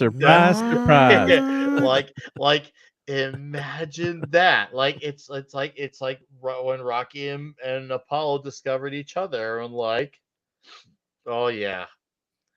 You have the biggest dick I've ever seen on a man. Why Play that. So yeah, Death Wish 2 next week. Friday night, I have my comic shop show I do with guys like Clobber and Times. we'll be doing our final episode of the Adam Warlock series that we've been talking from Jim Starlin. We'll have a video as well finally out this week. I finally have been getting to work on it. Heavy metal is always diverse. And, of course, next week with Death Wish 2. And, of course, you can find me with Comics Division and Midnight's Edge After Dark as well. So that's my stuff. And once again, chat, hopefully for those who were newer, hopefully like what you saw come back. And for those who came back and again, you're all fucking awesome. You know that already. I'm just reaffirming that. You are all awesome. We had at one point 85 in here, and most of you stuck around. Like, that's fucking crazy. There's still 60 here. That's crazy. Most of you stuck around. So thank you for sticking around and taking almost 3 hours of your time to talk about a movie that's an hour and a half. Trust me, that the logic of that is not lost on me, but the fact that you do that is awesome. It shows you clearly, hopefully you guys are enjoying what you're saying. But I'm going to let these gentlemen plug their plugs as we bow out. So we'll start off with Mark D with a C. Mark. Thank you. Yep, always awesome to be here on Toxic Tuesday. Check out my channel. Thankfully, I was at 666 subs, which was scary for this Catholic school kid, but I'm over that hump now, thankfully. So I was getting worried. I was stuck there for a couple of days. I'm like, please, I need one person to sub, or I'm gonna have to go to confession twice this week. But a lot of fun tonight. Check out my channel. I just had a video on repairing this Arrow figure, so it's leg had gotten chopped off, and have a quick video on how you can fix your action figures. It's so his arm that's supposed to get chopped off. Yeah, it's his arm that's supposed to get chopped off, right? Yeah. So he fell off the shelf and lost his leg, but I was able to repair him, so now he can save the city. So yeah, check out my channel. Some comic stuff. You know some comics, right? Yeah. But yeah, check out my Sunday Night Geekery. And Tom was just hanging out with us on Sunday night, so I appreciate that. Tom was a lot of fun. We started talking about all the good movies in 1984, and I think we went through 150 movies, and we knew most of the movies compared to the garbage. I thought 200 or something. 200 maybe. Maybe 150, but like, yeah, we're there for almost an hour and a half just doing that. That was a lot of fun. Yes, that was great hanging with you. And yeah, I mean, and that list of 1984 movies. Oh, what a great year for movies. I mean, if we only got 10 of the good movies that we got, today, would be wonderful. But so check out my Sunday Night Geekery show, 10 p.m. Eastern. And Thursday night, I'm on at the Clubhouse with Raquel and Clobbering Times, talking a lot of Star Trek and UFO. And I've got a UFO watch party on Thursday night just before that. So yeah, I appreciate everyone checking out the channel and subbing. And thank you for having me. And if you like toys and junk, as my wife calls it, check out my channel. Isn't that funny though? Mark. I couldn't tell you 10 movies from 2004 off the top of my head, but I can tell you 20 from 1984. Right? Oh, I believe it. That's a big Tom. I believe it. What a good year for movies. Yeah. That's surprised. Yeah, Raiders was probably one of the most famous movies from that year. But going down the list, it was just it's just unbelievable how good that year was. Yeah. So a lot of the and then I think it was the Canon films too. That was a few of the Canon films, yeah. Because I think 70s was you just reviewed it, or 70s, yeah. The which Missing in Action came out. Missing in Action, yeah. Yep. So, yep. Good stuff. But thank you, everyone. Yeah, chat was awesome tonight. It was a great discussion going back and forth, because it's a serious movie, so it's good stuff. And let's go Rangers. I hope the Rangers better beat the Devils tomorrow. All right, Mark. Hey, thank you again for all your amazing services. Guys, sub to the channel. And Darius, thank you for throwing the wrench down, throwing in the channel links. Go sub to Mark Do this. He's got all the cool toys, sir. You have a great night. You have a great weekend. I will, in the next few weeks, I'll be coming back on the Geekery. Believe me when I say I'm gonna come, and I promise. That's good to hear. Yep. Hi, Dustin. What's up, Nick? You know what to do. I just want to take a minute and tell you how savage you were on tonight, on Tom's show tonight. Oh yeah, that was brutal, dude. You're like, I'll either get around to it sometime between now and when I die. Oh yeah, about the not Yeah. Flash movie. Yeah, come on, Nick. You're not gonna come. That's my birthday. Is that weekend? You're not gonna come down and watch the Flash movie with me? Mark, I'll personally buy you some Connecticut pizza over and give that money to the local pizzeria than to give my Okay. time to the not Flash movie. But yeah, so Keto Simple's the channel. We do product reviews, some cooking stuff. We're going to be doing starting May 1st. We're going to be doing what we call triple B and E, which is it's a challenge where we just eat beef, butter, bacon, and eggs. Oh, So Shander's going to be doing that for 30 days. I plan to do that until like October when we go to Disney. So we'll see how that goes. oh, that's great. Yeah, dude. Dustin, I love that. I'm gonna go through so much bacon, dude. It's gonna be. I'm gonna be sick of it. Bacon. I mean, but the average person would probably be horrified at what's in my fridge on an average basis. Like normally, I have between 10 and 12 dozen eggs and like 16 to 20 pounds of bacon in the fridge at any given time. Well, you got comments going off about it in the chat. Well, Dustin, I look forward to hearing your story. You better share us in our group message what goes on as this goes along. I am looking forward to hearing Oh yeah, about we're your and journey. just keep tabs on the channel too. We're going to be Oh, documenting that as we yes. go and doing weigh-ins and all that stuff. So Yes. You like chocolate covered bacon? yeah, it's pretty good. Yep. Just like maybe little lilies on it, it'd be good. You got people excited. See, guys, more reason why you gotta go sub to Dustin's channel because he Yeah. does deliver the goods. He does, and believe me when I say, he comes with the videos every week. If not all, it feels like almost every week. So I usually have 2 to 3 long form videos a week, and I try to fill in the rest of the days with shorts. But I didn't release a video today. Normally I would, but I just had a migraine from hell today, so I didn't release shit today. nah, it's all good. But we look forward to your next video. Guys, go sub to Dustin Keto Simple. Darius, once again, thank you for throwing the wrenches. Yes, Keto and Badass Beards, your Muslim uncle. Dustin, have a great night. As always, You we'll too, be in brother. touch. And Tom. Well, if you don't want to die, you'll join me on Midnight's Edge in the morning. Midnight's Edge after dark. If I don't see you there and I see you in the dark alley. But Charles Bronson isn't the awesome Carrie Smith gonna be on tomorrow? Yes. That's cool. I know you may not be excited, but I'm excited about that. This is my excited voice. I Tom, that was brilliant. Thank you, sir, as always. What do you Great expect to hang me out. to get all worked up? Yeah. That's about as worked up as I get. Calm, happy. I believe you, Mr. If I'm not Kersey. happy, you don't hear a sound except for.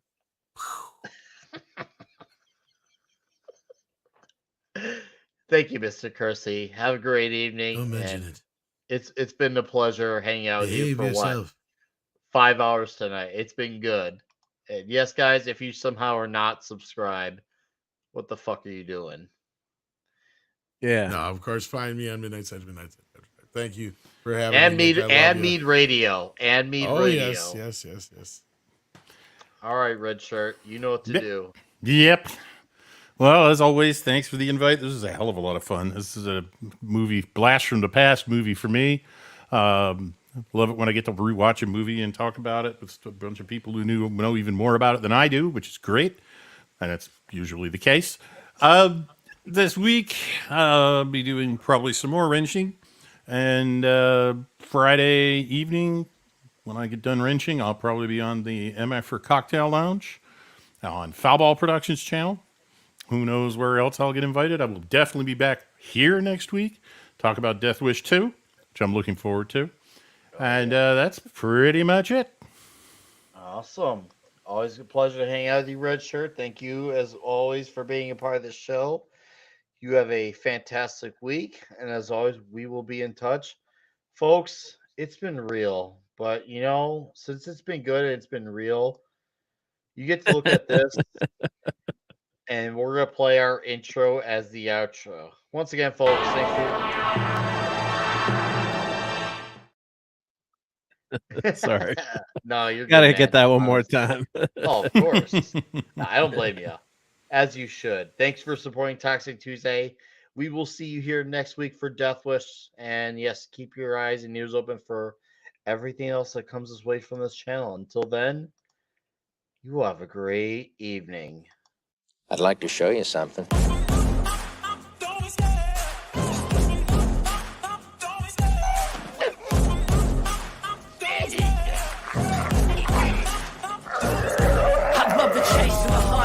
The pace when I'm running, I always take what I want and I always give it 100. Don't need a bank, no I'm funded. Play the game like it's nothing. I'm always thankful for something. Don't take for granted, stay humble. Now wake up! It's time to look at the enemy. Look in the mirror if he is no friend to me. It's not working out, maybe it's the chemistry. It's time to break up so I can make a better me. Better believe in your mind, cause it's everything. You can mold, shape, find almost anything. All it takes is some time and some clarity to find your identity. It's mind over everything.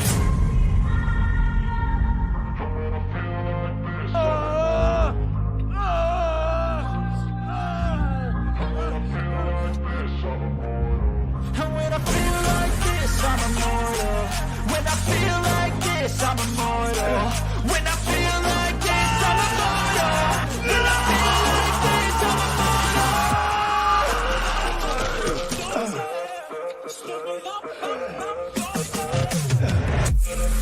You have to ask yourself one question.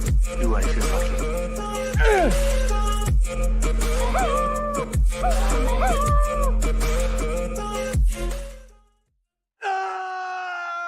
You're still here?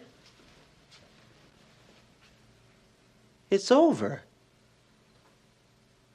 Go home.